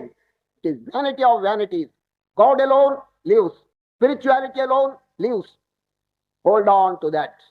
దాన్ని ఆశ్రయించండి, అదే శాశ్వతం. భగవంతుడు, ఆధ్యాత్మికత, ఇదే అన్నిటికంటే మానవుని కడతీర్చేటువంటి గొప్ప ఉపాయం అని చెప్పినాడు. వాటిని నమ్మబాకండి, అవన్నీ తలుకు బెలుకులు. ఈనాడు ఏమో గొప్పగా ఆకర్షణీయంగా ఉన్నటువంటి రేపు మానవుడికి ఎంతో బాధ కలుగు చేయొచ్చు, నశించిపోవచ్చు. చూడండి, అందుకని ఈ స్పార్కిల్ అండ్ గ్లిట్టర్ అంటారు. ఈ తడుకు బెలుకును చూసి మోసపోవద్దు అంటున్నారండి. ఇంకొక చోట చెప్పిన వాక్యం చూడండి, వారి వాక్యములు నిజంగా హృదయాన్ని ఉత్తేజపరుస్తాయండి అది. మార్క్యో, మార్క్యో అంటే జాగ్రత్త అంటున్నాడండి. Mark you, if you give up that spirituality, leaving aside to go after the materializing civilization of the West, the result will be in 3 generations you will become an extinct race, for the backbone of the nation will be broken. The foundation upon which the national edifice has been built will be undermined, and the result will be annihilation all round. దాని గనక నమ్ముకుంటే సర్వనాశనం కలుగుతుంది. కాబట్టి ప్రాపంచిక విషయముల కోసం పరిగెత్తబాకండి. 3 నాళ్ల ముచ్చట్లు ఏమో ఆనందంగా ఉంటాయి, ఎగిరెగిరి పడుతున్నారు. బట్ వాట్ అబౌట్ డెత్ చెప్పండి. భవిష్యత్తులో పెద్ద ప్రమాదం కాచుకుంది కదా. ప్రమాదం లోపల ఈ జీవితం సార్థకం చేసుకోవాలంటే ఎన్ని సాధనలు చేయాలి? మనస్సును బాగా లొంగ తీసుకోవాలి కదా, ఇంద్రియములు జయించాలి కదా. ఏమైనా ఒక్క ఇంద్రియాన్నైనా జయించినారా కొంచెం ఆలోచించండి. జీవితంలో మనకు 10 ఇంద్రియములు ఉన్నాయండి, ఒక మనస్సు 11. ఈ 11ని నిగ్రహించాలంటే ఎంత టైం పడుతుంది చెప్పండి. ఒక్కొక్కటేనండి పూర్వజన్మ వాసన వల్ల గట్టి పడిపోయిందండి. వాసన అంటే మీకు ఇదివరకు చెప్పాను, నాట్ స్మెల్. స్మెల్ కాదండి, తెలుగులో వాసన కాదు, సంస్కారం, టెండెన్సీ. అనేక జన్మల నుంచి కూడగట్టుకున్నటువంటి వాసనలన్నీ మానవుణ్ణి పడగొడుతున్నాయండి. అదే కృష్ణ పరమాత్మ జవాబు చెప్పినారు. అర్జునుడు ప్రశ్న అడుగుతారు, ఏమండి అన్ని తెలుసు కదా జనానికి, ఎందుకు పాపం చేస్తున్నారు అని అడిగారు. మన లేదండి, అతకేన ప్రయుక్తోయం పాపం చరతి పౌరుష అనిచ్చన్నపి వార్ష్ణేయ బలాదివ నియోజితక. మానవుడికి తెలిసి కూడా బలాత్కారంగా ఎందుకు పాపం చేస్తున్నాడని ప్రశ్న అడిగితే, నాయనా ఈ జన్మలో ఉన్న సంస్కారం కాదు, అనేక జన్మల నుంచి కామయేష క్రోధయేష రజోగుణ సముద్భవ మహాశనో మహాపాప్మ విద్యేన మిహ వైరిణం. అనేక జన్మల నుంచి కూడగట్టుకుంటున్నాడు ఈ సంస్కారం. చూడండి, అదేమిటి గట్టిపడిపోయి హృదయంలో నుండి వీడు వద్దనుకున్నా చేయిస్తున్నది అటండి. దుర్యోధనుడిని ఒక ఆయన అడిగాడండి, ఏమంటే దుర్యోధను గారు, చా నీ జీవితం అంతా నాశనం చేసుకున్నావయ్యా అని, నువ్వు అధర్మం చేస్తున్నావని ఎవరో తిట్టారండి. ఎవరిని? దుర్యోధనుడు ఏమన్నాడు? ఎవరు మూసుకోవయ్యా, నాకేం ధర్మం తెలియదనా, నీకంటే బాగా తెలుసు అంటున్నాడు. చూడు, జానామి ధర్మం. ఆయన చెప్పిన జవాబు, జానామి ధర్మం, ధర్మం మాకు బాగా తెలుసు కానీ చెయ్యబుద్ధి కావటం లేదు అన్నాడండి ఆయన. జానామి ధర్మం నచమే ప్రవృత్తి, జానామి పాపం నచమే నివృత్తి. పాపం అంటే నాకు తెలుసు కానీ వదలబుద్ధి కావటం లేదు అన్నాడండి. అట్లా ఉందండి అందరికీ, అన్ని తెలుసును కానీ గోతులో పడుతున్నారండి. ఈ విషయం శ్రీకృష్ణ పరమాత్మ గమనించి, నాయన ఈ వాసనలు పోగొట్టుకోండి, బాగా హృదయ పరిశోధన చేసి, అంత్యకాలం అని చెప్పి తెలియదు కాబట్టి తస్మాత్ సర్వేషు కాలేషు బీ ప్రిపేర్డ్ ఆల్వేస్. చూడండి, బాల్యం, యవ్వనం ఇవన్నీ వండర్ఫుల్ ఆపర్చునిటీస్ అండి. ఎంతో ప్రయోజనకరమైనటువంటి అవకాశాలన్నీ పోగొట్టుకుంటున్నాడు. వార్ధక్యంలో ఏమో ధ్యానం చేస్తాడు, మంచిదేనండి, అసలు లేని దానికంటే మంచిదే కానీ చాలదండి. ఎన్ని సాధనలు చేయాలి చెప్పండి. మనస్సును లొంగదీయాలంటే సామాన్యమా? ప్రయాణకాలే చ అని చెప్పి ఇద్దరు చ అనేది ప్రయోగించారు. ఎందుకంటే సోమరులు ఉన్నారండి, కొందరు సోమరులుండి, ఏమయ్యా దేవుడు గారు ఇట్లా చెప్పారు కదా అంత్యకాలంలోనేని అట్లాగని చెప్పుంటే మహాప్రమాదం వచ్చేదండి. ఎందుకంటే సోమరులందరూ కూడా ఇక సాధనంతా వదిలిపెట్టి చివరి కాలంలో నారాయణ నారాయణ రామ అని అంటామని చెప్పి కాసు కూర్చుంటారండి. ఒక చోట ఏం జరిగిందో వినండి. కర్ణాటక దేశం అండి, లక్షాధికారి ఉన్నాడండి ఒక ఆయన, బ్రహ్మాండమైన మేడ కట్టాడు, 5 అంతస్తులు. పై అంతస్తు మీద నివాసం పెట్టాడు. కానీ వృద్ధుడైపోయినాడు, ముసలివాడైపోయినాడు. జీవితంలో ఒక్కసారి కూడా రామనామం, కృష్ణనామం, దైవనామం, హరినామం ఉచ్చరించలేదండి. ఎంతసేపటి సంపాదన. చూడండి, పెద్ద మేడలు కట్టాడు, కావాల్సిన ఆస్తి ఉంది. ఆఖరికి పై అంతస్తు మీద ఆయన పండబెడితే పెద్ద సీరియస్ జబ్బు వచ్చేసిందండి.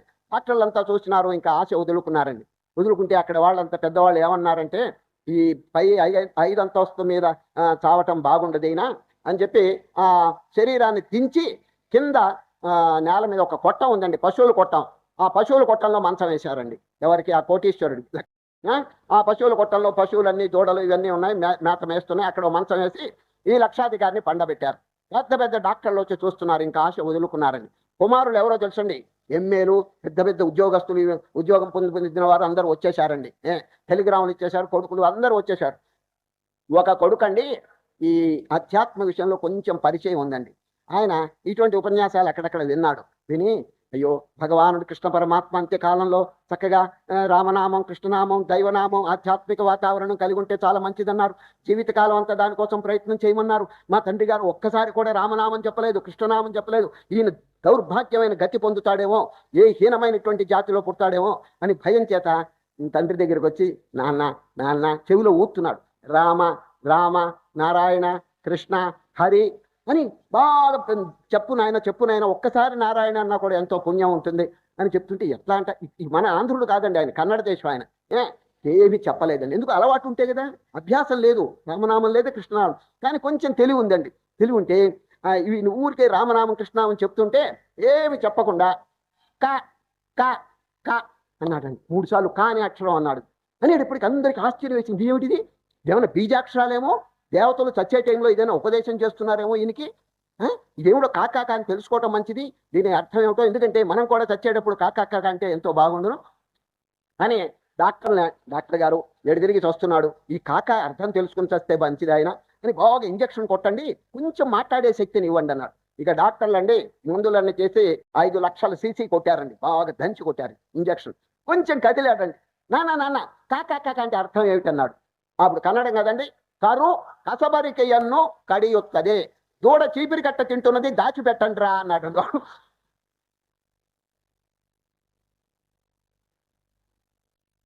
దరిద్రుడు ఆ మాట అని చచ్చాడండి వాడు. అక్కడ కొట్టం కదండి, పశువులు కొట్టం. ఒక దూడ పరక్కట్ట నవిలేస్తున్నదండి, చీపిరి కట్ట తినేస్తున్నది. అది చూచాడు, అరే ₹10 దండక అయిపోయిందిరా, ₹10 నాశనం అయిపోయిందిరా, దాయండ్రా దుంపలు దగ్గర. ఈ చూడండి, అంత్యకాలంలో ఈ పాడు సంస్కారాలన్నీ వస్తాయండి. కనుక శ్రీకృష్ణ పరమాత్మనైనా అంత్యకాలంలో అకస్మాత్తుగా సంస్కారం రావటం కష్టం. చూడండి, గాంధీ గారికి ఆ సంస్కారం వచ్చిందంటే రామ్ అంటూ వారు పడిపోయినారు. తారకనామం ఎల్లప్పుడూ జపం చేసినారు. చూడండి, రఘుపతి రాఘవ రాజారాం పతిత పావన సీతారాం, రామ రామ జయ రాజారాం, రామ రామ జయ సీతారాం. ఈ విధంగా తారకం ఎల్లప్పుడూ జపం చేసినారు కాబట్టి అంత్యకాలంలో వారి జ్ఞాపకం వచ్చిందని. కనుక శ్రీకృష్ణ పరమాత్మ తస్మాత్ సర్వేషు కాలేషు, ఎల్లకాలం కూడా సిద్ధంగా ఉండండి. ఈ రామనామం, ఈ దైవనామం, ఈ హరినామం, ఈ ఆధ్యాత్మిక వాతావరణం, ఈ డివైన్ అట్మాస్ఫియర్, ఈ స్పిరిచువల్ అట్మాస్ఫియర్ కాపాడుకోండి అని శ్రీకృష్ణ పరమాత్మ చక్కగా ఆ అర్జున్ యొక్క ప్రశ్నలు పురస్కరించుకుని చెప్పి, అర్జున్ ప్రశ్న ఏమిటి చెప్పండి. ప్రయాణకాలే చ కథం జ్ఞేయోసి నియతాత్మభిః, దానికి ఆన్సర్ అంతకాలే చ మామేవ స్మరన్ ముక్త్వా కలేబరం యః ప్రయాతి సమద్భావం యాతి నాస్త్యత్ర సంశయః. ఇక భగవంతుని యొక్క స్వరూపం చూడండి.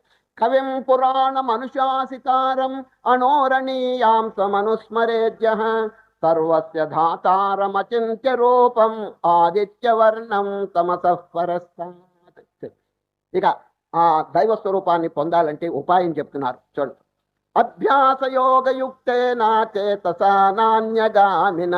అభ్యాసం ఎప్పుడు నండి, practice makes a man perfect. అది ప్రాపంచిక విషయంలో కూడా అభ్యాసమే కదండి అందరినీ కడతేర్చేది. చెప్పండి, ఇప్పుడు హార్మోనియం మొదట్లో నేర్చుకోగలరా? లేదు. బాగా కష్టపడి సారి గామా అని చెప్పి నేర్చుకుంటాడు. తర్వాత కళ్ళు మూసుకుని 2 చేతులతో హార్మోనియం వాయిస్తాడు. చూసారా ఎంత ప్రాక్టీస్ వచ్చేసింది. అదే టైప్ రైటింగ్ చూడండి, టైప్ రైటింగ్ ABC అని నెమ్మదిగా ఒత్తుతాడు ఒకటి. కొంతకాలం అయిన తర్వాత బ్లైండ్ టచ్ అంటే కళ్ళ గంత కట్టి కూడా టైప్ రైటింగ్ కొడతాడు. ఎక్కడి నుంచి వచ్చింది ఆ తెలివి? By practice. సామాన్యమైనటువంటి వ్యవహారాల్లోనే ఇంత practice makes a man perfect అని చెప్పి తెలుస్తున్నప్పుడు ఈ ఆధ్యాత్మ విషయంలో ప్రాక్టీస్ ఎందుకు ఉపయోగించదు చెప్పండి. కనుకనే శ్రీకృష్ణ పరమాత్మ అభ్యాసం అనేది యోగం, కర్మయోగం, భక్తి యోగం అని ఎట్లా చెప్తున్నారు, అభ్యాస యోగం. అభ్యాస యోగయుక్తేన, దీని పేరు ఇంగ్లీష్లో డిసిప్లిన్ అంటారు. Discipline.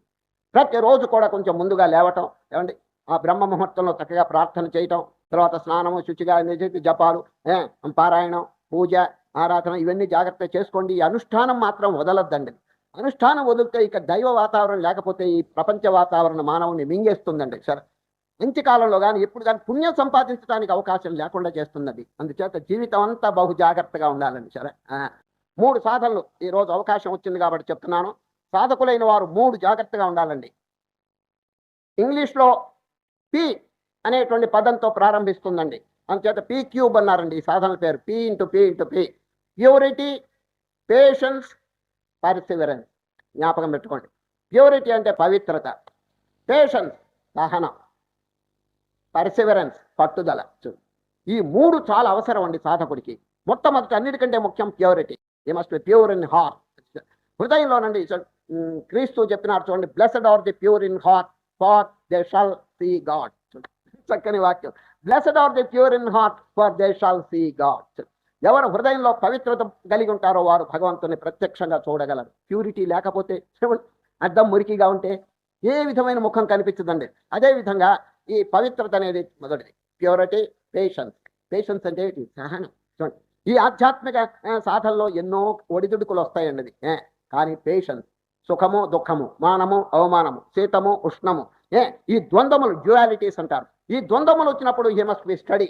He must keep up the equilibrium and balance of mind. అది సమదుఃఖ సుఖ స్వస్థ సమలోష్టాశ్న కాంచన తుల్య ప్రియా ప్రియో ధీరస్తుల్య నిందాత్మ సంస్తుతి మానవ మానయోస్తుల్యస్తుల్యో మిత్రారిభక్షయో.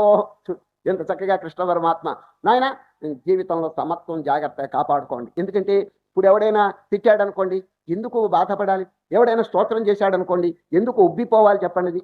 ఇదంతా కూడా మనం చెప్పినాను. Censure and praise are mere vibrations of the air. గాలి తరంగాలు తప్పితే ఇంకేమైనా ఉన్నాయండి? కానీ బుద్ధుడండి ఎక్కడికో పోతున్నాడండి, ప్రయాణమే. కాషాయ వస్త్రం ధరించి ఎక్కడికో పోతున్నాడు గ్రామానికి.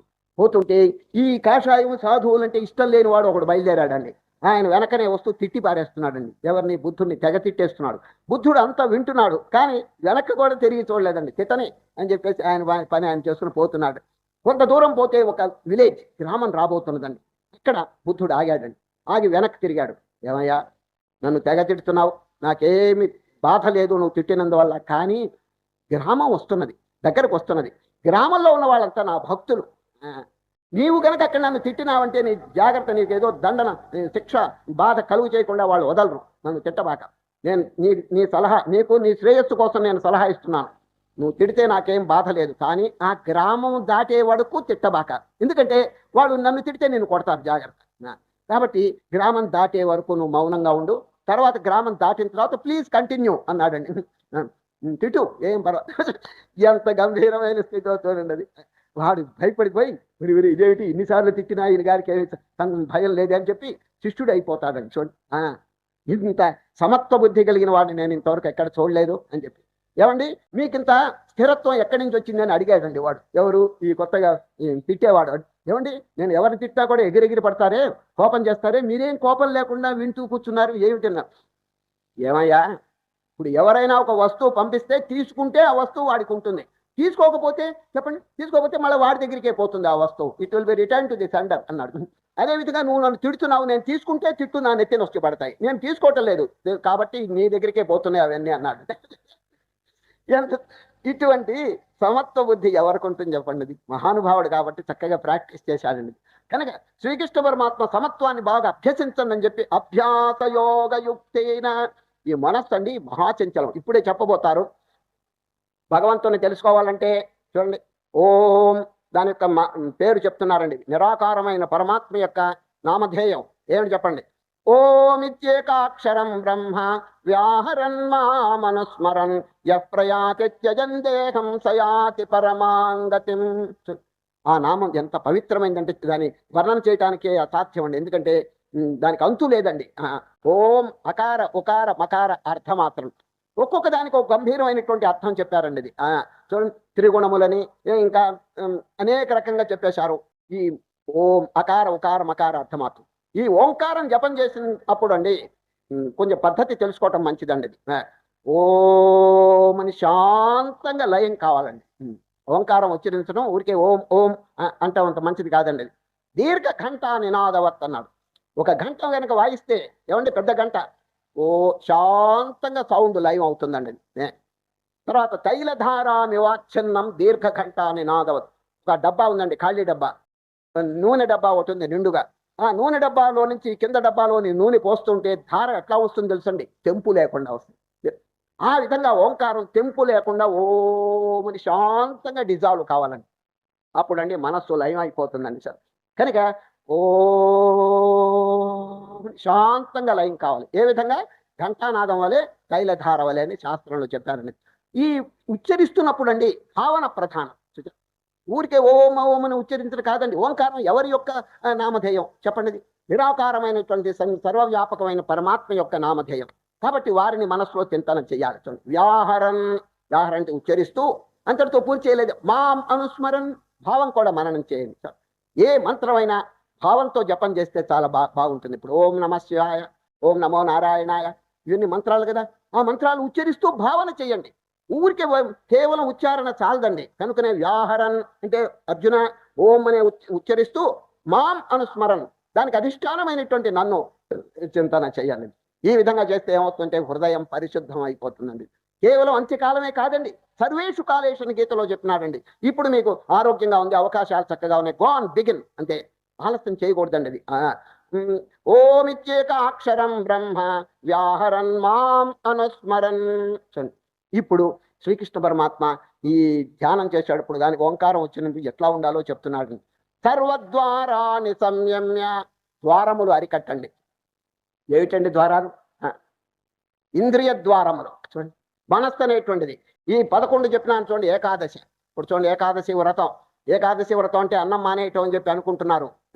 అసలు దాని అంతరార్థం ఏమిటంటే 11 ఇంద్రియాలని అరికట్టాలి. అదండి ఏకాదశి వ్రతం. 5 కర్మేంద్రియములు, 5 జ్ఞానేంద్రియములు, ఒక మనస్సు. ఈ 11 మానవుడికి అడ్డుగా ఉందండి. భగవంతుని దగ్గరికి వెళ్ళేటప్పుడు ఈ అడ్డుగా ఉన్నాయి. వాటిని జయించాలండి. జయించాలంటే సామాన్యం అనేది. ఒక్కొక్క ఇంద్రియం బాగా మదించిపోయిందండి. అనేక జన్మల్లో తినమరిగి ఈ భోగాలన్నీ కూడా అనుభవించి ఆఖరికి తిరగబడుతున్నాయండి. ఏమయ్యా, మేము చక్కగా ఇంతకాలం ఏదో తింటున్నాం, తాగుతున్నాం, గంతులేస్తున్నాం, నువ్వేమిటో ఇదంతా వైరాగ్యం అని చెప్పి మమ్మల్ని అందరినీ వదిలేస్తున్నావు అని చెప్పి మొదట్లో ఇంద్రియములు లొంగవండి. అందుచేత పెద్దలు ఏం చేస్తున్నారంటే ఈ ఇంద్రియములు అన్నిటికంటే మహాబలవత్తరమైన ఇంద్రియం ఒకటి ఉందండి. ఏమిటి తెలుసండి? నాలుక. జితం సర్వం జితే రసే అన్నారండి కృష్ణ పరమాత్మ ఉత్తర గీతలో కృష్ణ పరమాత్మ అర్జునుడు చెప్తారు, నాయన రసనేంద్రియం అంటే నాలుకను జయిస్తే బ్రహ్మాండం అంతా జయించినట్టే. అంత పవర్ఫుల్ ఇంద్రియం అండి ఏది? నాలుక. అంచేత పెద్దలు ఏం చేసినారంటే ఈ నాలుక ఈ లేనిపోని అన్ని తినమరిగి రుచులు ఇవన్నీ ఏర్పాటు చేసుకుని అధపతనం అవుతుంటే పెద్దలు ఋషులు గమనించి ఒక ఆచారం పెట్టారండి. ఆచారం ఏమిటి తెలుసండి? నాలుకకు ఇష్టమైనటువంటి వస్తువు వాడు ఎప్పుడైనా యాత్రకి వెళ్ళి గయాక్షేత్రానికి వెళ్తే అక్కడ వదిలిపెడతారు. గయాక్షేత్రంలో వదులుతారండి ఇష్టమైనటువంటి వస్తువు. ఎందుకంటే దాన్ని వదిలితే ఇక నాలుక ఎగిరిగిరి పడదు. ఎందుకంటే అక్కడ వదిలేశారు కదా. ఇప్పుడు మామిడి పండు ఎంతో ఇష్టం అనుకోండి మామిడి ఈ నాలుకకి, అది గయ్యలో వదిలిపెట్టేస్తే ఇంకా తిండండి, ఇంకా మామిడి పండు తిండు. ఏదో కొన్ని కోరికలైనా తగ్గిపోతాయి, మనస్సు ఎగరకుండా పోతుందని పెద్దలు ఈ ఉపాయం పెట్టారండి. సరే, మనస్సుకి నాలుకకి ఇష్టమైనటువంటి వస్తువు అక్కడ వదిలిపెట్టాలి. ఇప్పుడు కూడా వదులుతున్నారండి కొందరు అక్కడ దయాక్షేత్రం వెళ్ళి. కానీ ఇప్పుడు రాను ఆచారం ఏమైపోయిందంటే వాడికి ఇష్టం కాని అయినా అక్కడ వదిలివేసి వస్తున్నాడండి వాటిని. మొన్న ఒక ఆయన వెళ్ళి కుంకుడుకాయలు వదిలేడండి. కుంకుడుకాయ, నేను కుంకుడుకాయలు తినను. ఎవడండి తిని అడిచేది చెప్పండి? ఏదో వదలాలని వదిలేడండి అక్కడ, అంతే. ఈ మధ్య ఇంకొక ఆయన వెళ్ళి సంధ్యావందనం వదిలేశాడండి అక్కడ. సంధ్యావందనం మరి వాడికి ఎంత బాధగా ఉందో ఈ కేశవాయ స్వాహ అంటాం అక్కడ వదిలేసి వచ్చాడు. కనుక పెద్దలు ఈ ఆచారం పెట్టారు దేనికంటే నాలుక యొక్క మదం అణచడానికండి. ఇప్పుడు శ్రీకృష్ణ పరమాత్మ చెప్తున్నాడు, సర్వద్వారాన్ని సంయమ్య, ద్వారములు కొంచెం కంట్రోల్ చేయండి. కళ్ళు 2 బయట పరిగెత్తున్నాయి, చెవి 2 బయటికి, ముక్కురంధ్రాలు ఏమిటో చూడాలి, నోరు తినాలని, ఈ విధంగా ఇంద్రియాలన్నీ బయటికి పోతుంటే ఎప్పుడండి వాడి కాన్సన్ట్రేషన్ కలిగేది? కనుకనే క్లోజ్ ది డోర్స్, అది shut the windows, close the door of the mind, shut the windows of the senses, retire into the inner chamber of your heart, enjoy the illimitable bliss therein అన్నాడు. చూడండి, హృదయంలో అనంతమైనటువంటి ఆనందం ఉన్నది, కానీ ఇక్కడ తెలుసుకుంటే కదా మానవుడు ఈ బాక్యమైనటువంటి కప్పేస్తున్నాయండి. అందుచేత వీటన్నిటిని కొంచెం వైరాగ్యం చేత దూరంగా పెట్టమని పెద్దలు చెప్తున్నారండి. కానీ మనస్సు లొంగటం లేదండి. సరే, వీడు ఎంత చెప్పినా కూడా మనస్సు తిరగబడుతున్నదండి. అది మనస్సుకి రియాక్షన్ పవర్ అవుతుందండి. వీడు ఏదన్నా చెప్పనండి తిరగబడుతుందండి.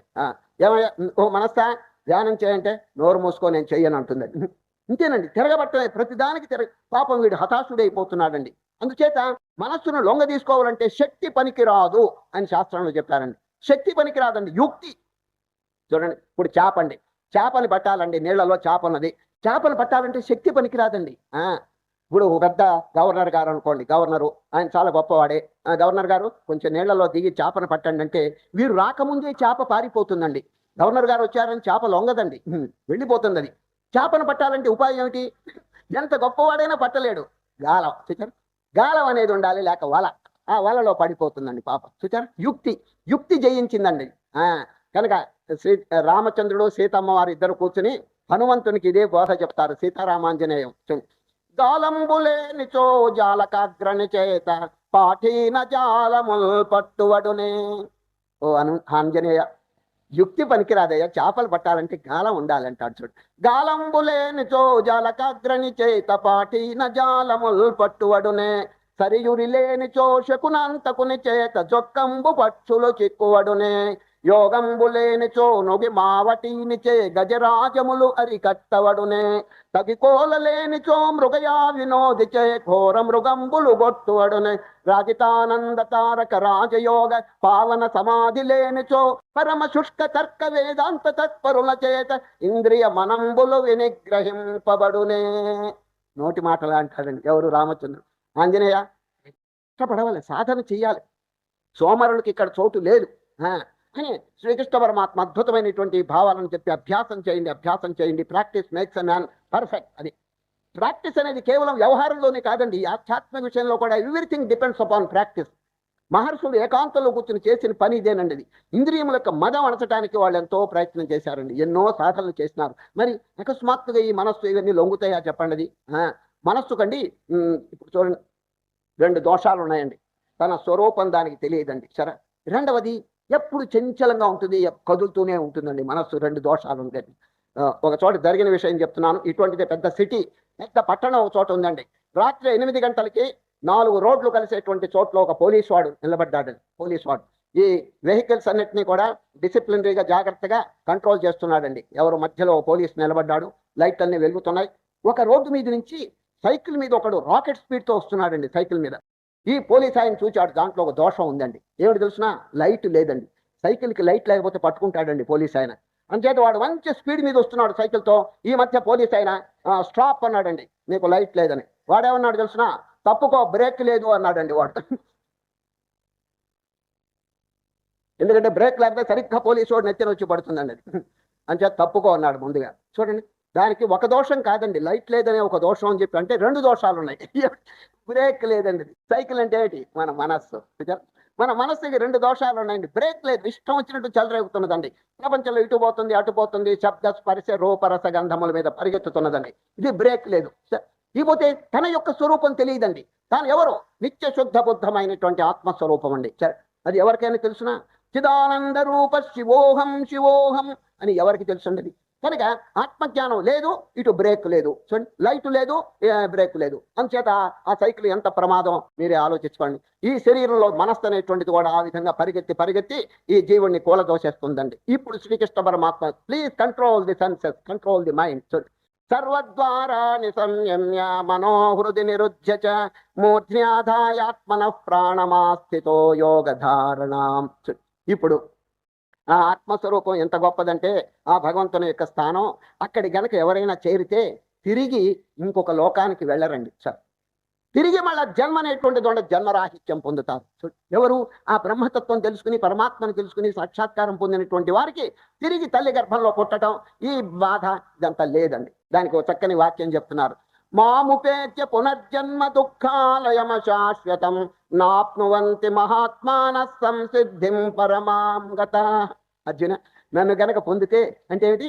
ఆత్మ సాక్షాత్కారం గనక పొందితే ఇక ఈ దుఃఖభూయిష్టమైనటువంటి ప్రపంచంలో తిరిగి జన్మించవలసిన గ్రహచారం లేదు అంటున్నాడు. మాముపేత్య పునర్జన్మ దుఃఖాలయం. చూడండి, ప్రపంచం ఎట్లా వర్ణిస్తున్నాడు కృష్ణుడు. ఎట్లా అండి? What is the definition of the world? దుఃఖాలయం. ఏమండి, ఎవరైనా ఒప్పుకుంటారా? ఈ ప్రపంచం దుఃఖాలయం అని ఎవరైనా? చూడండి, రామాలయం, కృష్ణాలయం, శివాలయం అని మనం గుళ్ళు కట్టుకుంటున్నాం. ఈ ప్రపంచం కూడా ఒక గుడి. దేనికి గుడి? దుఃఖం అనే రాక్షసి.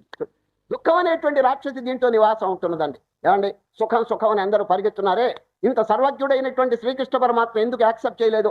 ప్రపంచంలో సుఖం ఉన్నది, but it is a reflective happiness. It's not the original happiness, it is happiness mixed with misery. దుఃఖంతో కూడినటువంటి సుఖం అనుభవిస్తున్నాడు కానీ పూర్ణ సుఖం. చక్రవర్తి దగ్గరికి వెళ్ళండి, అడగండి, చక్రవర్తి గారు మీకు ఏమైనా ఆనందం ఉందంటే లేదంటాడు. మీకు ఏమైనా శాంతి ఉన్నదంటే లేదంటున్నాడు. చూడండి, శాంతి సుఖం ఎక్కడుందండి? హీ హూ హ్యాస్ సాటిస్ఫాక్షన్, చూడండి, he has the peace and happiness. తృప్తి ఉండాలండి. రాజులకి తృప్తి ఎక్కడండి? ఎంత పొందినప్పటికీ ఇంకా పొందాలనేటువంటి అభిలాష ఎక్కండి. కనుక నిత్యతృప్తుడు. కోవా దరిద్రోహి విశాల తృష్ణ. శంకరుడు, who is the purest man in the world? కోవా దరిద్రోహి విశాల తృష్ణ. కోరిక గలవాడు, ఎక్కువ కోరిక గలవాడు దరిద్రుడు అన్నాడండి. Who is the richest man in the world? శ్రీమాంస్య కోయస్య సమస్తతోష. తృప్తి, సాటిస్ఫాక్షన్, చాలు, ఏదో భగవంతుడు ఇచ్చిన చాలు అని చెప్పి ఎవరు తృప్తి పడతాడో వాడు పేదవాడైనప్పటికీ మహాధనవంతుడు అని చెప్పేసినారండి. కనుక ఈ ప్రపంచం యొక్క స్వరూపం కొంచెం తెలుసుకోండి. దుఃఖాలయం అశాశ్వతం. దుఃఖం అనే దానికి ఇది నివాసం అండి. అందరూ ఒప్పుకుంటారా? చెప్పండి. ఈ ప్రపంచం శ్రీకృష్ణ వరం ఇంకో చోట కూడా చెప్తాడండి. మాముపేత్య పునర్జన్మ దుఃఖాలయం అశాశ్వతం అని ఇక్కడ చెప్పినారా? అనిత్యం అసుఖం లోకం ఇమం ప్రాప్య భజస్వమాం. ఇంకొక చోట ఇది అనిత్యం అసుఖం, దీంట్లో సుఖం చాలా తక్కువ, దుఃఖం అనేది ఎక్కువగా ఉంది. కానీ మానవుడు దాన్ని ఒప్పుకోవటం లేదండి సార్. ఏమిటో మరి ఇది ముసలితనంలో ఏమైనా కొంచెం లొంగుతాడేమో కానీ బాల్యంలో యవ్వనంలో ఒప్పుకోడండి. ఓ వండర్ఫుల్ వండర్ఫుల్, ఎంత హ్యాపీనెస్, ఎంత ఆనందం. చూడండి, ఆ విషయ భోగాలు ఇవన్నీ కూడా అనుభవించి ఇది ఎగిరెగిరి పడతాడండి యవ్వనంలో. ముసలితనం అయిన తర్వాత వివేకానంద చెప్పినట్టు nature will give him slab by slab అన్నాడు. ప్రకృతి ఈ చెంప ఆ చెంప వాయిస్తే అప్పుడు దారికి వస్తాడండి వార్ధక్యంలో, లేకపోతే రాడండి అది. ఈ మధ్య ఒక చోట జరిగిన విషయం చెప్పి నేను విరమిస్తున్నాను. అధ్యాయం చివర ఇంకొక చిన్న బోధ చెప్పి విరమిస్తాడండి శ్రీకృష్ణవరం. ఇప్పుడు ఒక ఊళ్ళో జరిగిన విషయం అండి. ఒక మంచి ధనవంతుడు ఉన్నాడండి. ఆ ధనవంతుడికి ఒక కుమారుడు ఉన్నాడండి. వాడు చదివేశాడు. నెమ్మదిగా వాడు ఒక్కొక్క క్లాసు పాస్ అయి బిఏ పాస్ అయినాడు, బిఏ గ్రాడ్యుయేట్. ఇక తండ్రి గారు కోటి లక్షాధికారి కదండి, వాడి పెళ్లి కోసం ప్రయత్నం చేస్తున్నాడండి. ఎందుకంటే ధనవంతుడు, లక్షణంగా ఒకటే కుమారుడు, పెళ్లి చేస్తే ఎంతో ఆనందంగా ఉంటుందని చెప్పి వివాహం ట్రై చేస్తుంటే ఈ కుమారుడు తండ్రి దగ్గరికి వెళ్ళి, ఏమండి నాన్నగారు, నాకు పెళ్లి ప్రయత్నం చేయవద్దు. ఎందుకు? నీకు అసలు పెళ్లి వద్దా అన్నాడు. పెళ్లి చేసుకుంటాను కానీ ఒక షరతు అన్నాడు కుమారుడు. ఏమిటి ఆ షరతు అన్నాడు? నాకు ఇచ్చే పిల్ల, అంటే నాకు పెళ్లి చేసే పిల్ల కూడా నా మోస్తరు గ్రాడ్యుయేట్ బిఏ పాస్ కావాలి అన్నాడు. షరతు పెట్టాడు. నేను బిఏ పాస్ అయినాను కదా, ఆ పిల్ల కూడా బిఏ పాస్ కావాలన్నాడు. ఎందుకు ఆ అభిప్రాయాన్ని కలిగింది అని అడిగాడు తండ్రి. ఎందుకా? ఇక ఇంట్లో మేము తెలుగులో మాట్లాడకూడదు, అంత ఇంగ్లీషే. మా ఇంగ్లీష్లో మాట్లాడాలి, నేను ఇంగ్లీష్. తెలుగు అనేది పూర్తిగా తిలాంజలిస్తాం, దాన్ని వదిలేస్తాం, అది నా అభిప్రాయం అంట. సరే, దానికి పెద్ద కష్టం చెప్పండి. లక్షాధికారి ఓ బిఏ పాస్ అయిన ఓ పిల్లని తెచ్చి చక్కగా వివాహం చేసినాడు.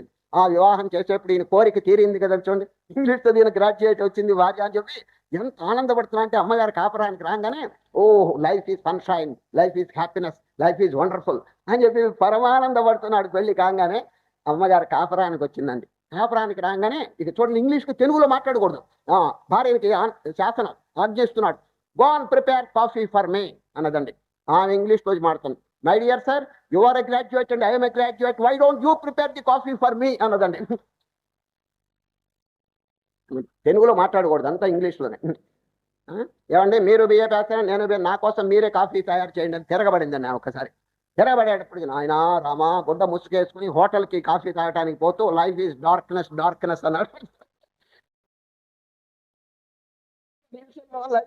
హ్యాపీనెస్ అని ఎగిరాడు, ఒక్క నిమిషంలో తల్ల కిందలు అయిపోయింది. చూచారా, ప్రపంచం ఇట్లాగే ఉంటుందండి. అది శ్రీకృష్ణ పరమాత్మ ఇవన్నీ అనుభవం ఉన్నవారు, మహనీయుడు కాబట్టి, ఏమండి సర్వజ్ఞుడు కాబట్టి, మాముపేత్య పునర్జన్మ దుఃఖాలయమశాశ్వతం నాప్నువంతి మహాత్మానః సంసిద్ధిం పరమాంగత. కాబట్టి సుఖాలయమైనటువంటి పరమాత్మను పొందటానికి ప్రయత్నం చేయాలి. ఎవరు పుణ్య మార్గం, దైవ మార్గం అనుసరిస్తారో వారు సద్గతిని పొందుతారు. వారు వెళ్ళేటువంటి చోటు ఎటువంటిదంటే మళ్ళీ తిరిగి రావాల్సిన ప్రసక్తి లేదు అని చెప్తున్నారు. దాని పేరు ఉత్తరాయణ మార్గం అని చెప్తున్నారండి. 2 మార్గాలు, ఉత్తరాయణ మార్గం, దక్షిణాయన మార్గం. బాగా ధ్యానం చేసుకుని ఆత్మ సాక్షాత్కారం పొందినటువంటి మహనీయులు కండి సద్గతి. ఆ ఉత్తర మార్గంలోనండి అన్ని జ్యోతులు, అన్ని ప్రకాశవంతమైనటువంటి వస్తువులని లిస్టు చెప్తున్నారండి. అగ్నిర్జ్యోతిరహశుక్ల షణ్మాసా ఉత్తరాయణం తత్ర ప్రయాత గచ్చంతి బ్రహ్మ విదోజన. బ్రహ్మజ్ఞానం పొందినటువంటి వారు, సాక్షాత్కారం పొందిన వారికి అన్ని ప్రకాశమయమైనటువంటి ఉత్తరాయణ మార్గంలో పోతారు, తిరిగి రారు. తిరిగి వారికి జన్మ లేదండి. ఇకపోతే తక్కిన వారు అండి బంధనం తప్పించుకోకుండా ప్రయత్నం చేయకుండా ఉన్నటువంటి వారికి చూడండి కింద గతి. అది దక్షిణాయన మార్గం. ధూమో రాత్రిస్తథా కృష్ణ షణ్మాస దక్షిణాయనం. ఆ దారిలో వస్తువులన్నీ చీకటి చూడండి, ధూమం పొగ, ఏ రాత్రి చీకటి, పోతే కృష్ణపక్షం, ఇవన్నీ కూడా నలుపు చూడండి బ్లాక్, అటువంటి స్వరూపాలన్నీ వాళ్ళకి కనిపిస్తుంటాయి. ఆ దారి అంతా కూడా అంధకారమయం. ఏ విధంగా రెండు మార్గములు చెప్పిన ఆయన అర్జునే, చక్కగా ఊర్ధ్వ మార్గం పోవటానికి ప్రయత్నం చేయండి, జీవితాన్ని సద్వినియోగం చేయండి. నేను చెప్పినటువంటి అక్షర పరబ్రహ్మ యోగాన్ని చక్కగా ఆచరణలో పెట్టుకుంటే ఎంత మహత్తరమైనటువంటి పుణ్యం వస్తుందంటే ఒక శ్లోకం చెప్పి విరమిస్తున్నాడు. వేదేషు యజ్ఞేషు తపస్సు చైవ దానేషు యత్ పుణ్య ఫలం ప్రదిష్టం అత్యేతి తత్సర్వమిదం విదిత్వా యోగి పరం స్థానముపైతి చాద్యం. అర్జున, ఈ యోగం అంటే ఈ ఆధ్యాత్మిక అక్షర పరబ్రహ్మ యోగాన్ని చక్కగా ఆచరించి తమ హృదయంలో తమ ఆత్మస్వరూపాన్ని తెలుసుకున్నటువంటి మహనీయుడికి ఎంత పుణ్యం వస్తుందంటే, వేదములన్నీ చదివిన పుణ్యం, అన్ని దానములు చేసిన పుణ్యం, మహత్తరమైనటువంటి ఆ పుణ్యం వారికి లభిస్తుందని చెప్పి ఈ పవిత్రమైనటువంటి అధ్యాయాన్ని విరమించినారు. సుదుడు మట్టు భవమాన సుదుడు మట్టు పాదార విందములకు నీ నామారూపములకు నీచజయ మంగళరమణీ నామారూపములకు నీచజయ. ప్రహ్లాద నారదాది ప్రహ్లాద నారదాది భాతులు పొగడుచుండగని నామారూపములకు నీచజయ మంగళరమణీ నామారూపములకు నీచజయ. సాకేత పురనివాస సాకేత పురనివాస సామ్రాజ్య పట్టాభిషేకరీ నామారూపములకు నీచజయ. ప్రహ్లాద నారదాది ప్రహ్లాద నారదాది భాతులు పొగడుచుండగని నామారూపములకు నీచజయ. రాజీవ నయన చాగరాజీవ నయన చాగరాజావి నూతమలరగని నామారూపములకు నీచజయ. రామ